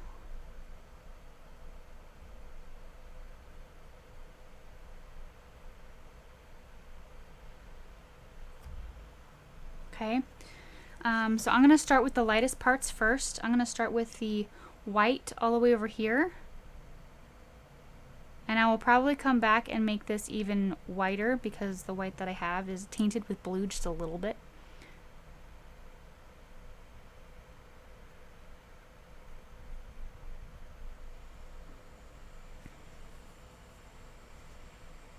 And I'm going to add white to the top. This is the part where if you didn't create like a super clean line at the top here when you did the background, this is where you get to create that really, really clean line, which with whatever color that you're currently using. I feel like I did a pretty good job of creating that line, so I don't have too much to go off of. I went over the line a little bit here, so I will have to clean that up. But like I said, this is the place and this is the time to do that. So, have you ever painted a pronghorn and or American cheetah? I have not. I'm doing a tiger in June, July, August. I want to say August or September. I'm doing a tiger. I think it's from a Patron's though. We're doing a tiger, so I'm really excited for that one, but I haven't told them that yet. So if patrons, get ready for a tiger. So now I'm just gonna go into these different colors and just kind of splotch them on. Again, I want to just get the base color so I can add some texture to them.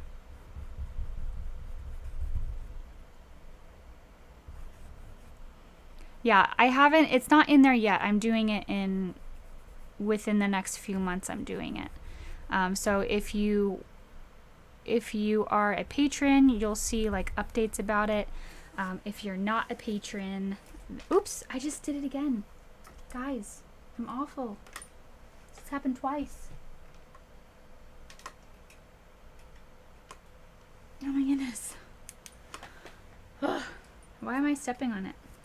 I need to put it up. Give me a second. I'm gonna get some tape. I think it's in a place where it's not normally, so I keep like moving my feet and then I step on the cord and it pulls out. I'm just, at this point I can just blame everything on pregnancy, right? Can I just do that? Just gonna tape this up. Stop stepping on it. Okay. I have no idea what I was saying. Something about Patreon. Oh yeah, if you're in Patreon, you will see like updates about it. If you're not in Patreon, you'll probably just at the beginning of every month on my Facebook page, I will post like a here's what we have scheduled for this month, and like it's Patreon classes and live classes, so you'll get notified of like when's the month to join if you want specifically just that class. So right now I'm going to focus on, oops, that turned green. I need to get more white. I had yellow on my brush and I went to go get white and it turned the white green because there was a little bit of blue in it. Because blue plus yellow equals green. Alright. I'm going to go into a little bit more yellow. And honestly, guys, I'm just going based off of what I see here.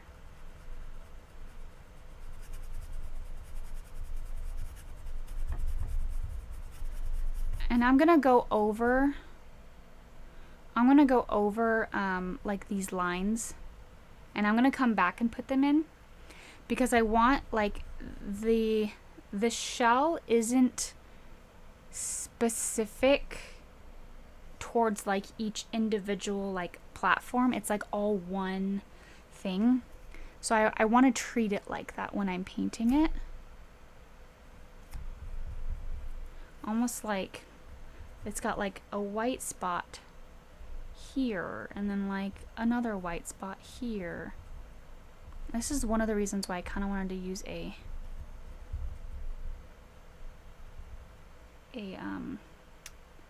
palette knife, because palette knife, the one thing that it does offer is like impromptu like brush strokes essentially, and you can like get randomness without having to think about placing your randomness.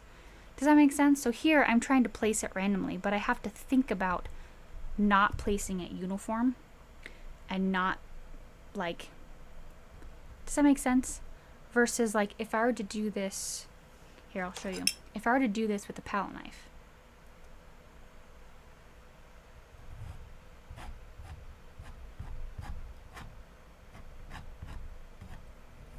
it does the randomness for you.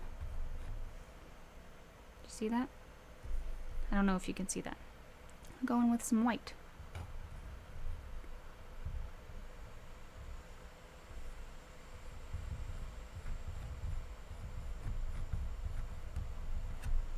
You see that? It's like so much easier to get random specks of things and not have to think about it.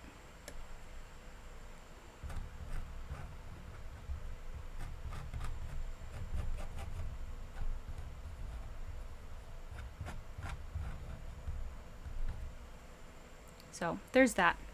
So if you wanted to use a palette knife, I think I might continue to use a palette knife in certain areas of this, but I still want to teach it the way that I was going to, just so people don't feel left out if you don't have a palette knife. So yeah, essentially you're just trying to get some random strokes in here, which you can use by dabbing your brush. You just have to think more about it being random versus it being naturally random with a palette knife. I hope that makes sense.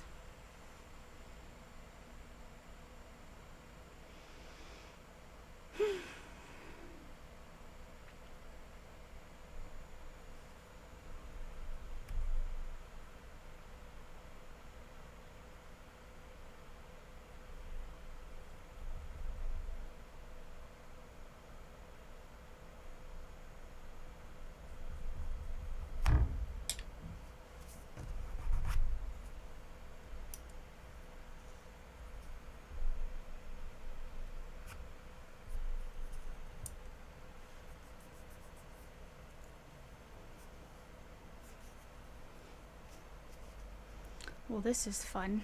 This looks a lot better than I thought it was going to be, let's be honest. Some paintings, even I do, they come out better than I anticipated, which is kind of fun. It's fun to have things come out better than you anticipated.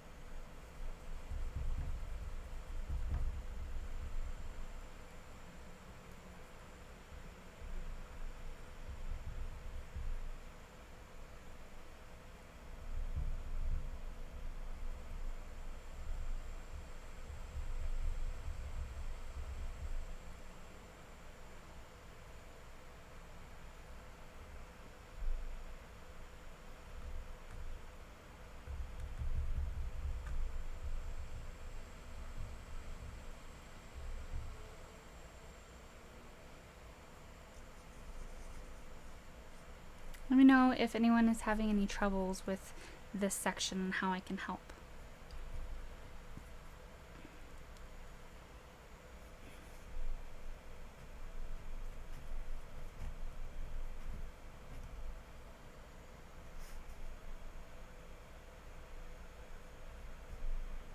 I'm just adding a little bit of color. I, for the most part, have just my my lighter color, but I have it watered down so it's appearing lighter.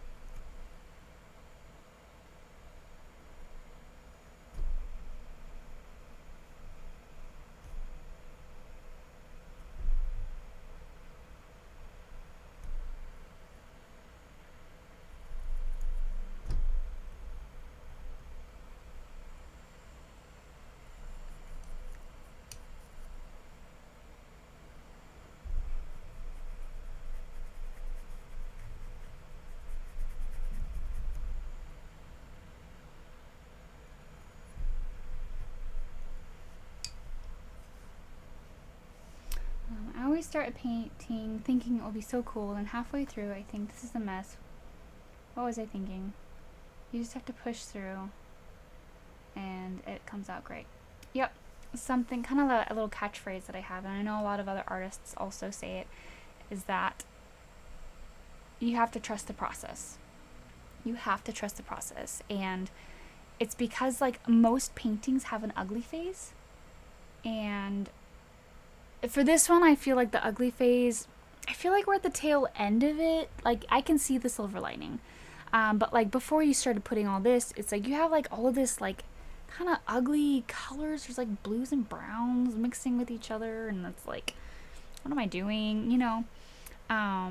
But most paintings have an ugly phase, and you have to push through that. You have to just keep going, trust the process, and get through that part, and you'll be thankful that you did.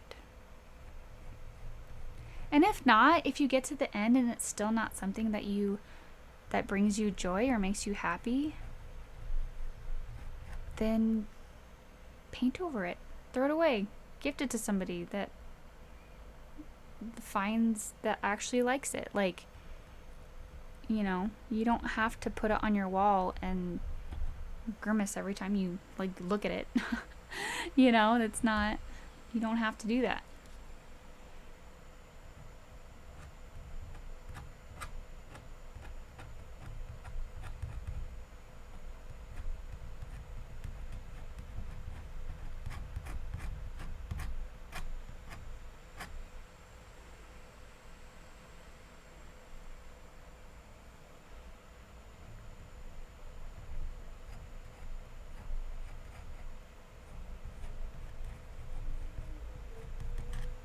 I'm just using a palette knife to add a little bit more texture. You don't have to do this, especially if you don't have a palette knife. I love using a palette knife, so I will use a palette knife whenever I can because I love using it. And I think it adds so much to a painting.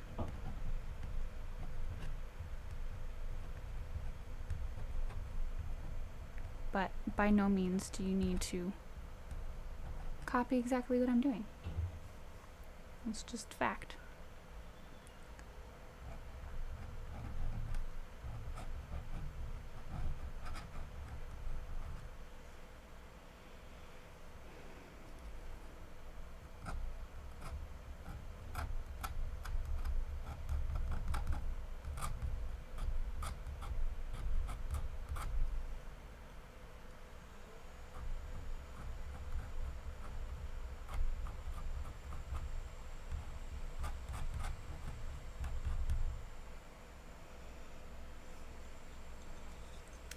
Jen says, I know that's when I'm about halfway done. Yeah, right? It looks gorgeous. It looks great. Thank you. I also hope you're saying that about your own. Looks great. Because a lot of times we can be our own worst critic. And sometimes it's hard to look at our own paintings. Especially when, like, the only one you're comparing it to is the teacher's. That's not realistic.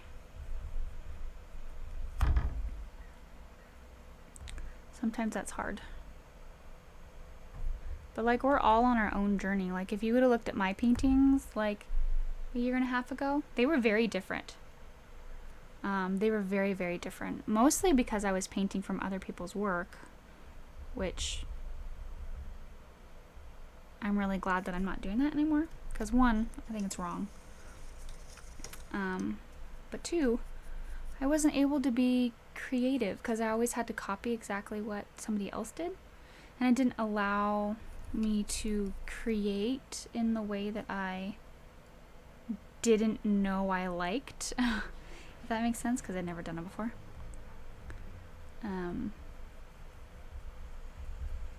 But yeah, I don't remember where I was going with that, but oh, we can be our own worst critic. And sometimes it's really hard to get past that and not criticize your own work. So I'm loving this. I don't know about you guys, but I hope you love your turtles. Because the back of this just looks really cool. I think I need some more like yellow white colors.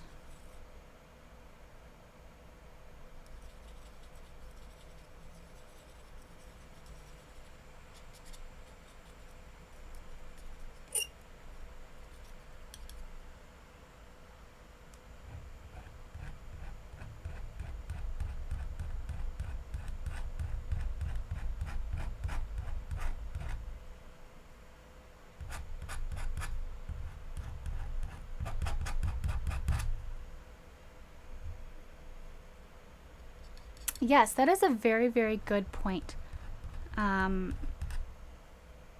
Lynn says that even when I'm not happy with a finished product, I always learn something.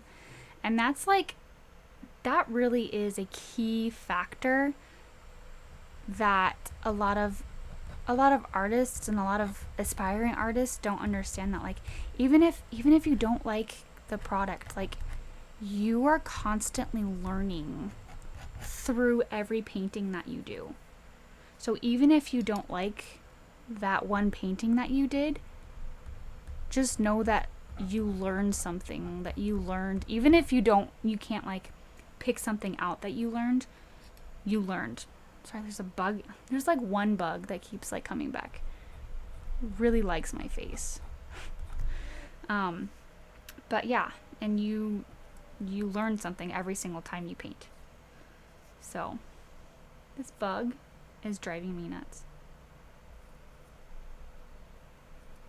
It's because it's attracted to the light, and this is like the only light in the room.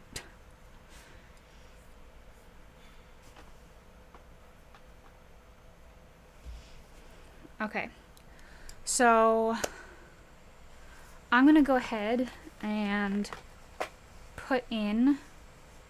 I'm gonna let this dry, because I want to let this dry before I put in the kind of like the white lines, essentially.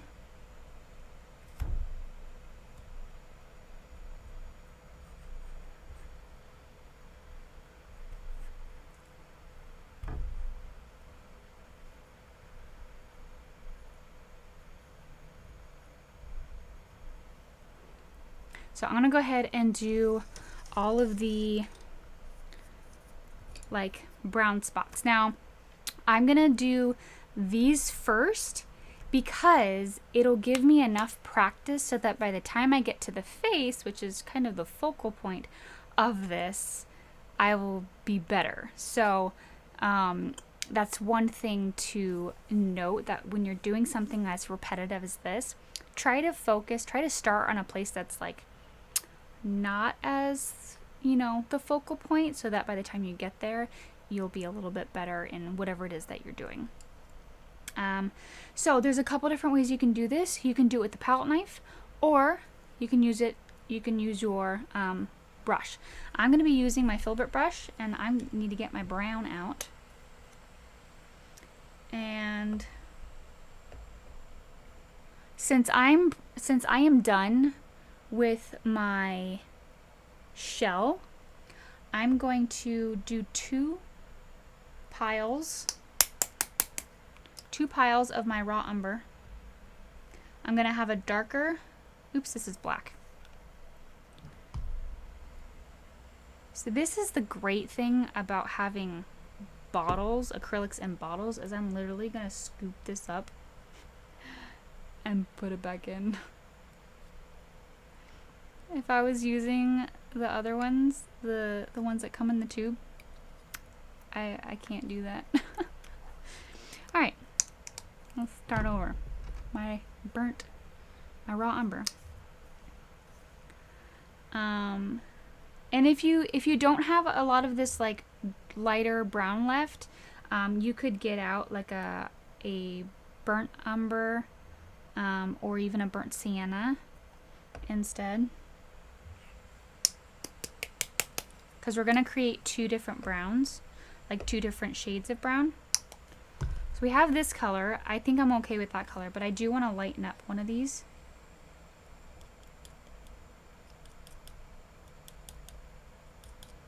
Just so I have a lighter shade, so like when I go into, like this is really dark and almost black, but then when you come up here, it's lighter. These are even lighter than what's over here. So I might be using even more of that reddish color, because if you see, it's very, very close to the same.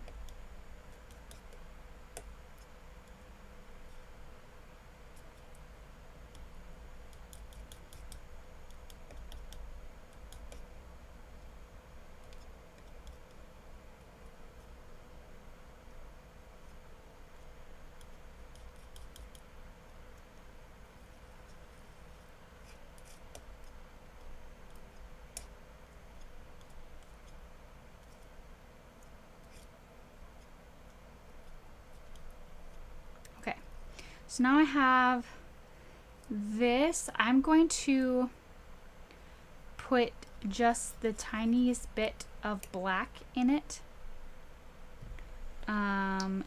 because I think I want it just a tad bit darker than what it is.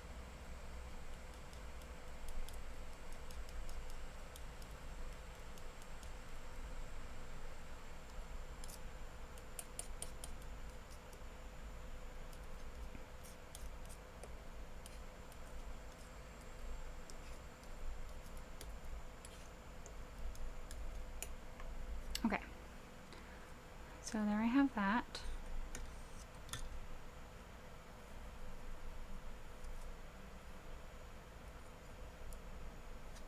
Okay,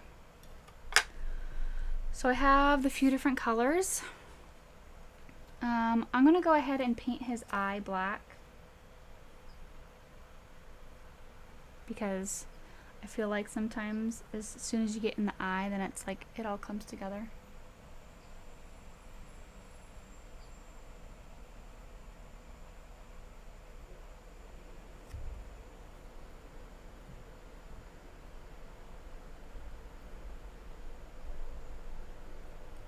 So just whatever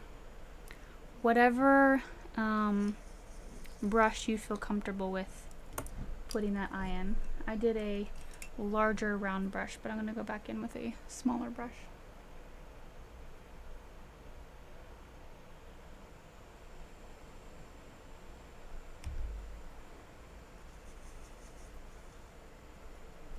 Okay, I'm going to grab my filbert brush and just start working on this. So I'm going to start with some of these lighter brown colors.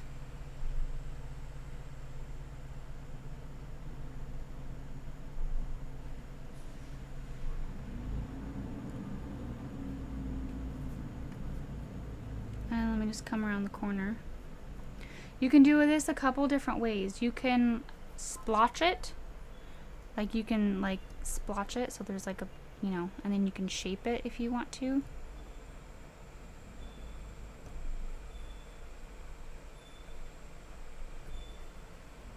Or you can get like a smaller brush, like a medium to small round brush. And you can kind of put them in that way. I would focus on the big ones first. So focus on all the big shapes that you see first. And then you can always come back later, and after you've put in all like the big ones, and like fill in all the spaces.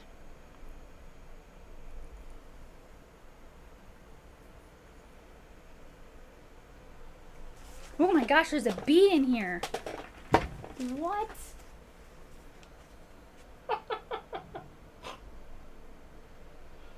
What do I do? Oh, go away. Hey, Mike. I'll be right back. I have to go get my bug catcher thing.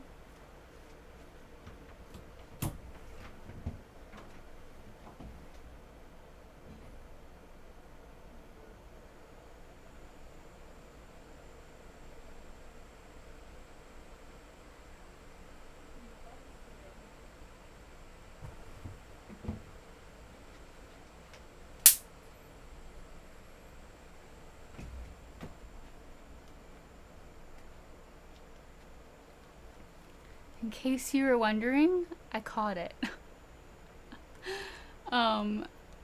If you've never gotten one of these, they're amazing. They're electric and they just I kind of feel bad, but oh my gosh, it scared me. I don't even know how that got in here. Give me a second. I don't want to step on it later. I need to go clean it up. Keep working on your turtle.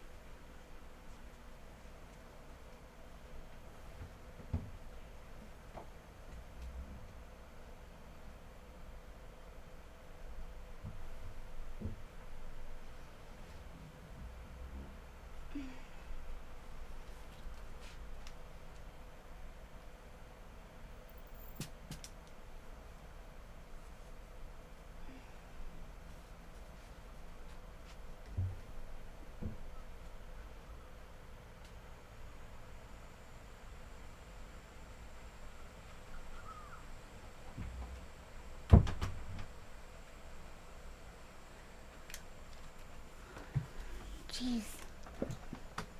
Give me a heart attack. I'm not even allergic. Both my brothers were allergic. I thankfully wasn't allergic. But that scared me, actually. I thought it was just one of the other gnats that were in here. But it was a bee. Okay. Well. Hi guys. Adventures with Samantha Anderson and painting in her bedroom. Between the light and the bugs, this has been an interesting paint night. I don't even remember what I was saying. Focus on the big ones first. And then you can come back and fill in all the gaps with the smaller ones. That's what I was saying before I was so rudely interrupted by a bee in my bedroom. I don't know. I don't know, man.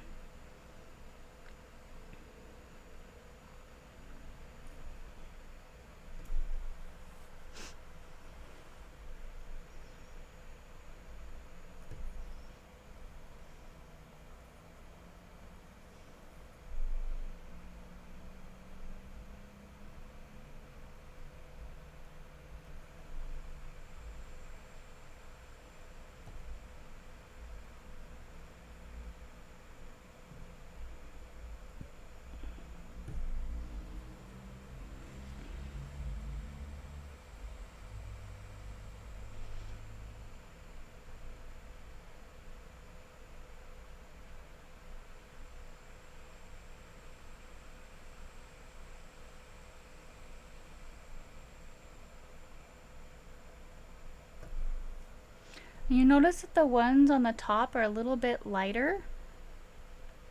So I'm just kind of adding white to them and just allowing them to be a little bit lighter.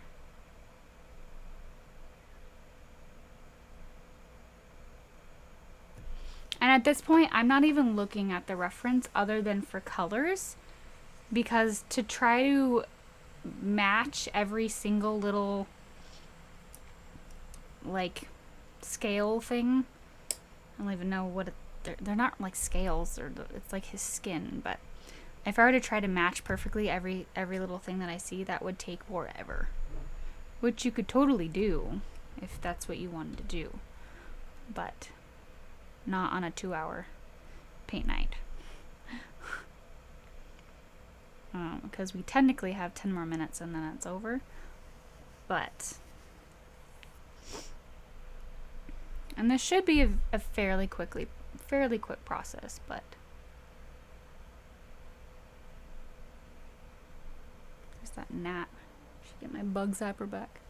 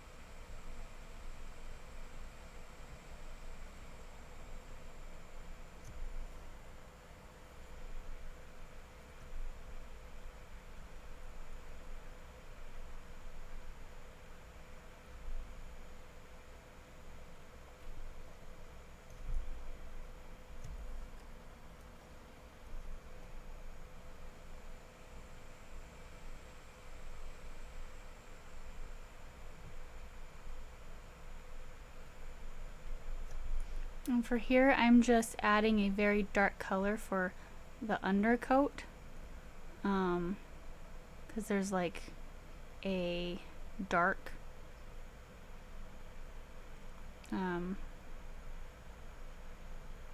like a shadow here.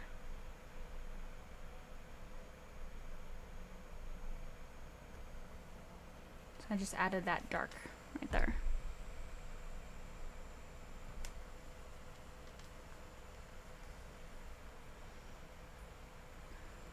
And then I'm going to add brown with a little bit of this blue, with the kind of the turquoise blue that I have. And I'm just going to, in kind of a random motion, add a little bit of texture underneath here.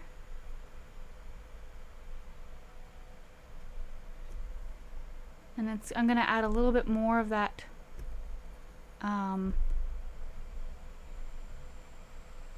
lighter brown as I come out of the dark parts of it.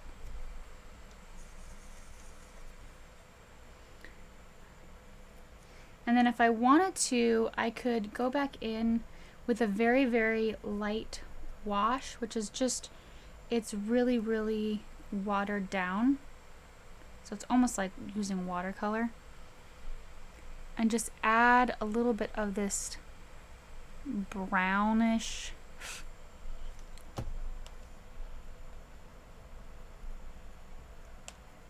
like tint that we have here.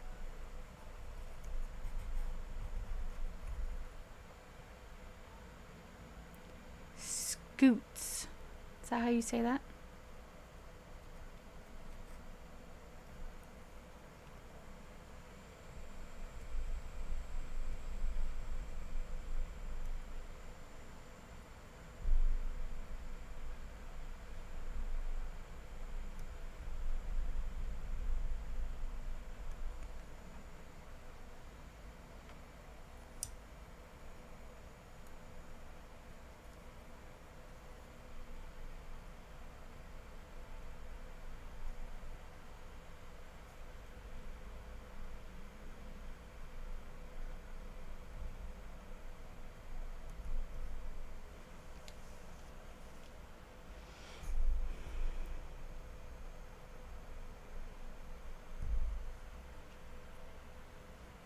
All right.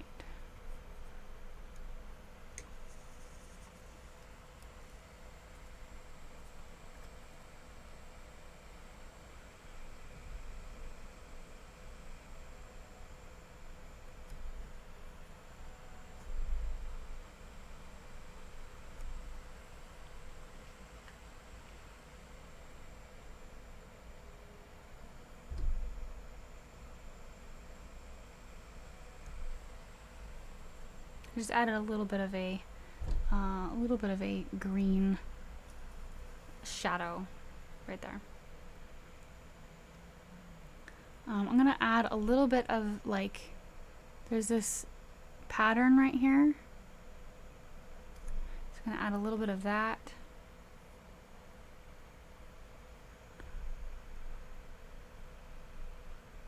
There's a couple white streaks and lines over his like his shoulder, like his arm right there.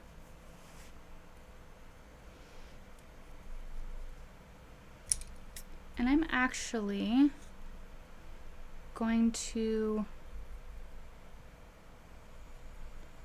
do a wash of brown on here because I feel like it's not totally white. So again, a wash is just a very watery. I have barely any paint. It's mostly water, and it goes on very, very thin.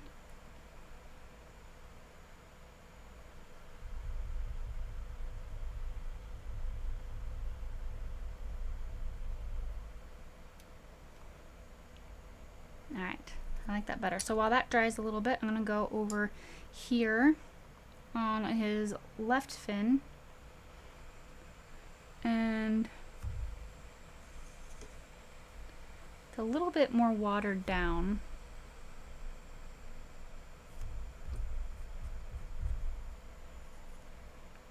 I'm going to put in these little ones over here.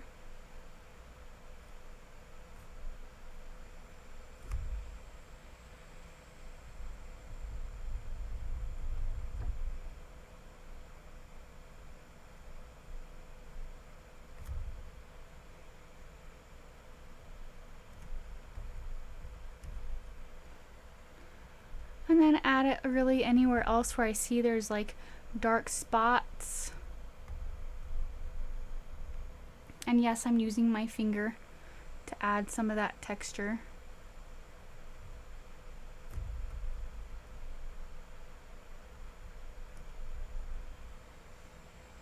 Thank you.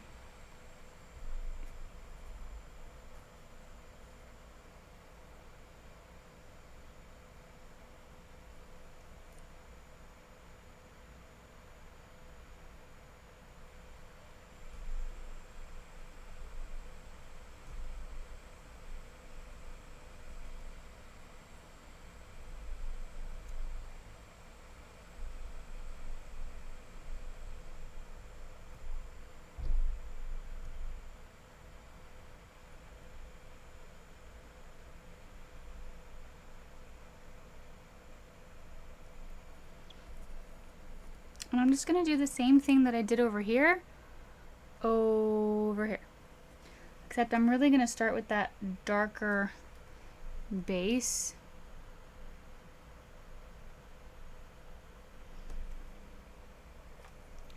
Remember that they are all different shapes, so no two of these are gonna be the same shape.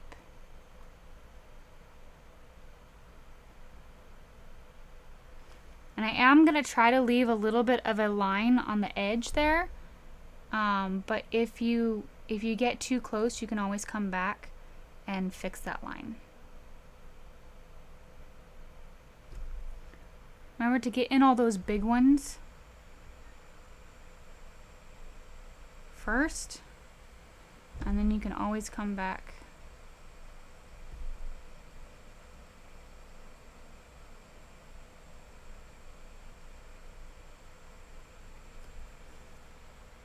Try to take note of where all the small ones are. So there's a lot of small ones right in this area in the middle, right next to all of the big ones. So there's a couple large ones. They're kind of pretty round, I would say. But again, it doesn't have to look exactly like this. Like, I assure you, they don't. I'm just looking at general shapes and kind of different ones that are here. Thank you, I really appreciate it.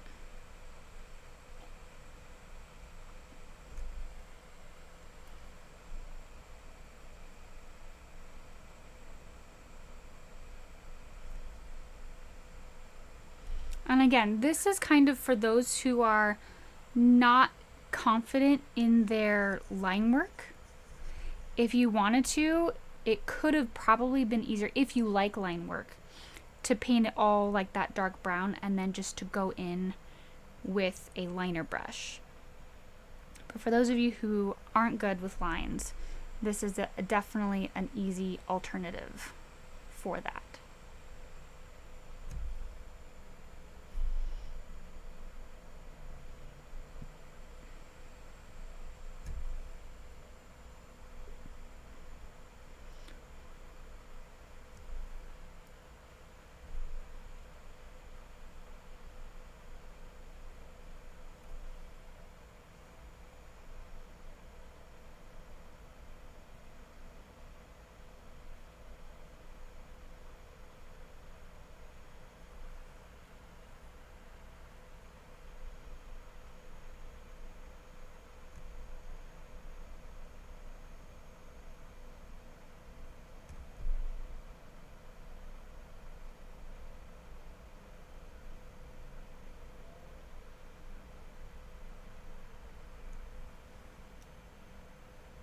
Painting the lines is working out easy for me. Good. I'm glad. I feel like both can be a tedious work just because of the amount of them, you know? But it's all about what you're comfortable with.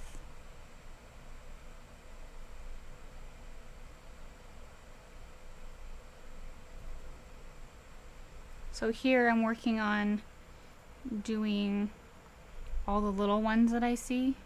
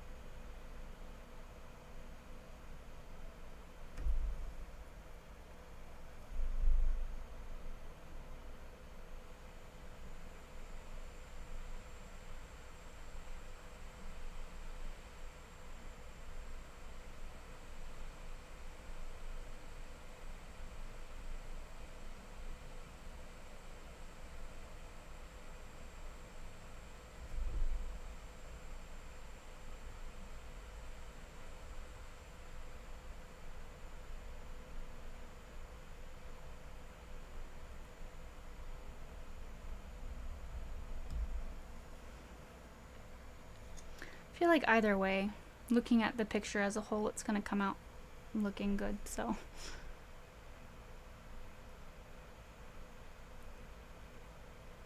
If you put the time in, it'll look great.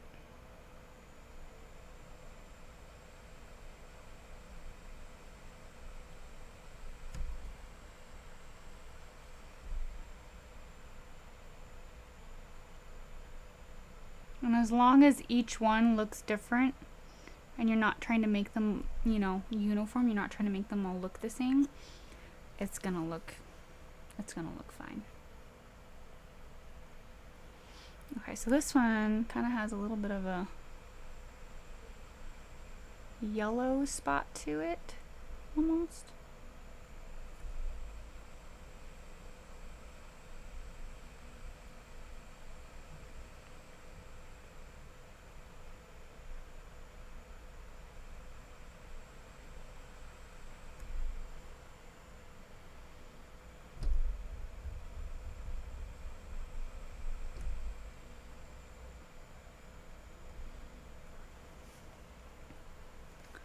Alright, so I'm going to move on to the face.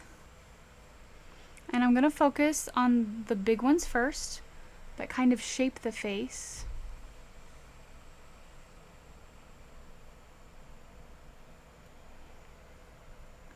I'm going to start with this one. It kind of wraps around the eye.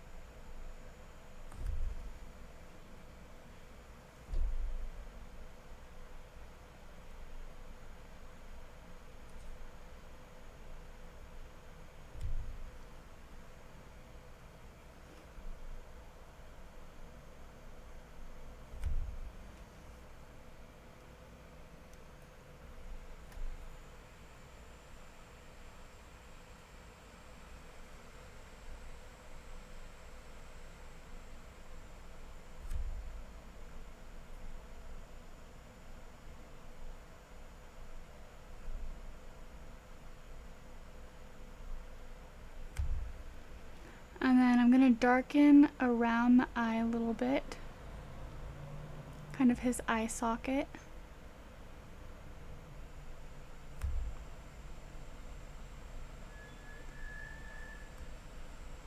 His eyelid is still pretty bright, but there is kind of like this dark ring around his eyes, at least on the bottom. And then he's got a bunch of dots above his eyes.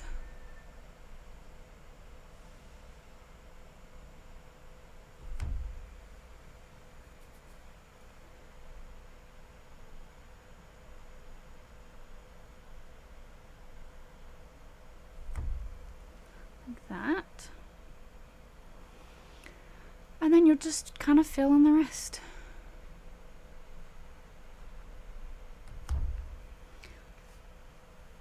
With a liner brush real fast, I am going to put in like his like mouth.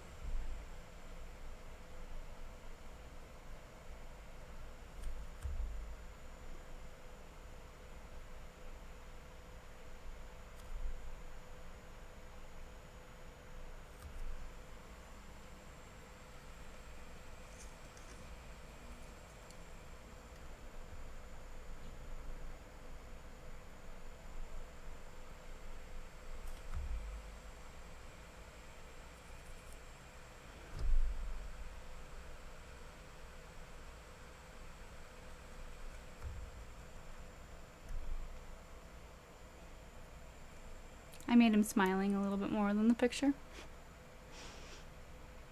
I'm okay with that.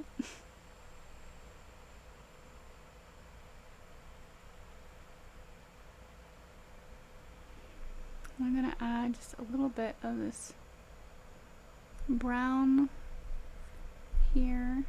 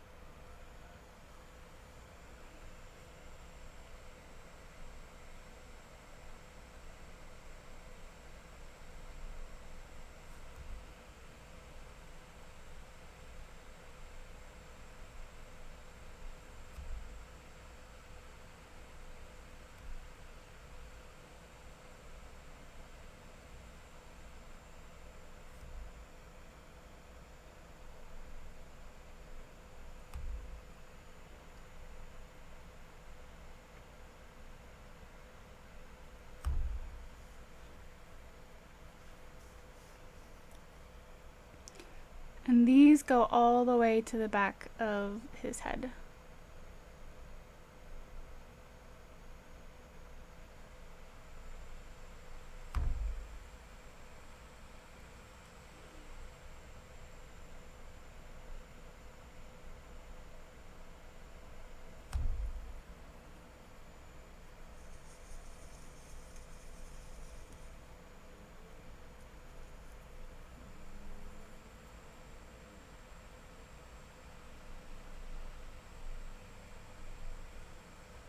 And just like over here, there's like this lighter kind of thing that's going on, like that's happening again, like up here.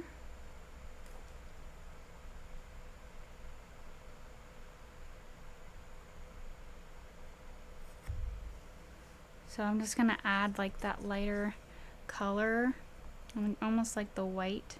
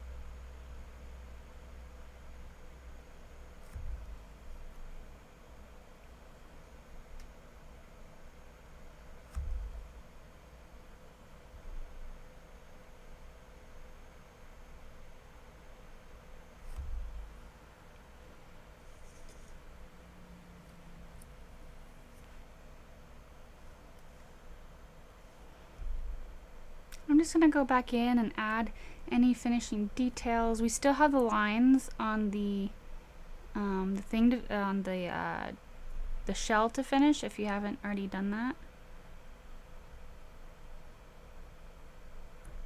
So don't forget about that.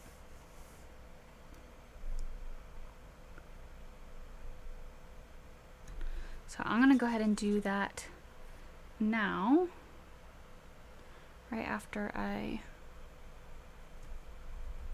finish adding a little bit of detail here.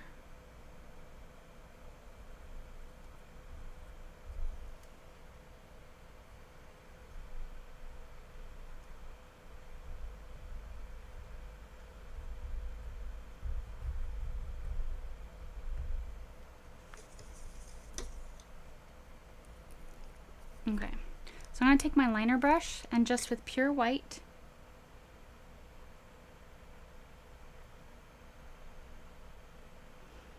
and a little bit of water.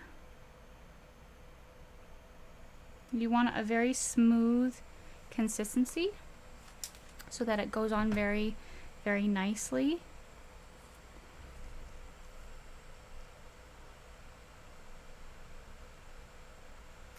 And you're going to put in all your lines. If you do not have a liner brush, you can use like just a thin, just small brush. You'll just have to go back for, paint more often, and just try not to push too hard, because the more you push, the thicker the line will be.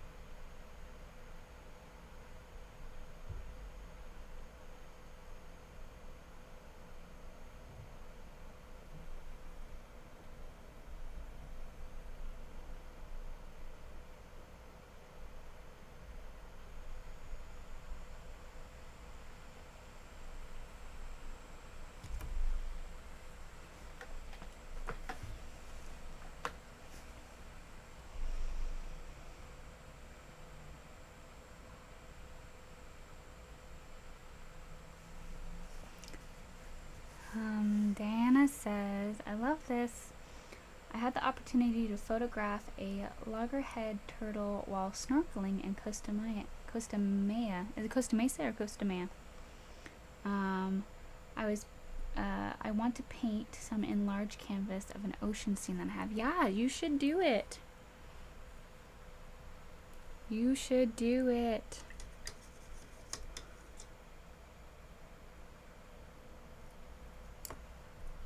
Okay, I'm going to take some of this like tannish yellow that I have and do a wash, just a little bit, on his face. There's a little bit of some yellow tints going on around his neck and his face a little bit, and maybe a little bit out here. There's a little bit of a yellow tint. Anywhere where there's a yellow tint, I'm just gonna put some of this there. And then some yellow over here.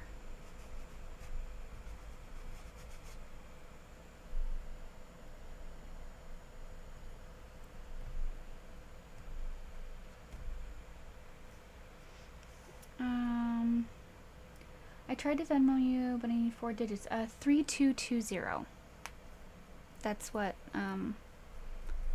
those are the 4 digits that you'll need, I think, if it's still the same process as before. And thank you for wanting to donate. I really appreciate it. Thank you, Amanda. I think I might be done. I think I'm done. I think I'm going to make down here just a little bit darker. But other than that, I think I'm really happy with it. And I hope you are too. And I hope you enjoyed painting with me and hanging out. Again, if you feel like you still need, if you need to add like a white line here to add the edge of the fin, that's totally fine. You can do that. I think I might add a little bit of white right here to add that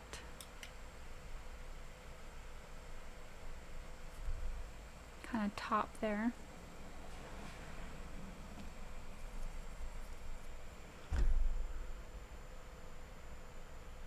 But yeah, that's pretty much the end of class. I'm trying to figure out where to sign it, because I feel like signing it down here would take away from the photo, but I don't want to sign it too close because then that would also take away from the photo. So I will figure out where to sign mine. Make sure you sign yours. And thank you so much for painting with me. Please, please, please share your work. Share your paintings with me in my artist community. That's facebook.com/groups/SamanthaAndersonArtist. I would love to see it. You can add it to the album so that everybody else in later classes can also see your work and get inspired to paint as well. But thank you so much for joining me for class, and thank you so much to everyone who supported me on Patreon or sent me a tip of some sort. I really appreciate it. And yeah, we'll see you in a couple weeks. We are doing a seascape with a beautiful like sunset and some palette knife rocks. So if you want to learn how to use a palette knife, definitely stick around and subscribe to my YouTube channel, and you'll get notified in a few weeks of when I go live. Same time, same place. All right. Thanks for joining me, and we'll see you soon. Bye, guys.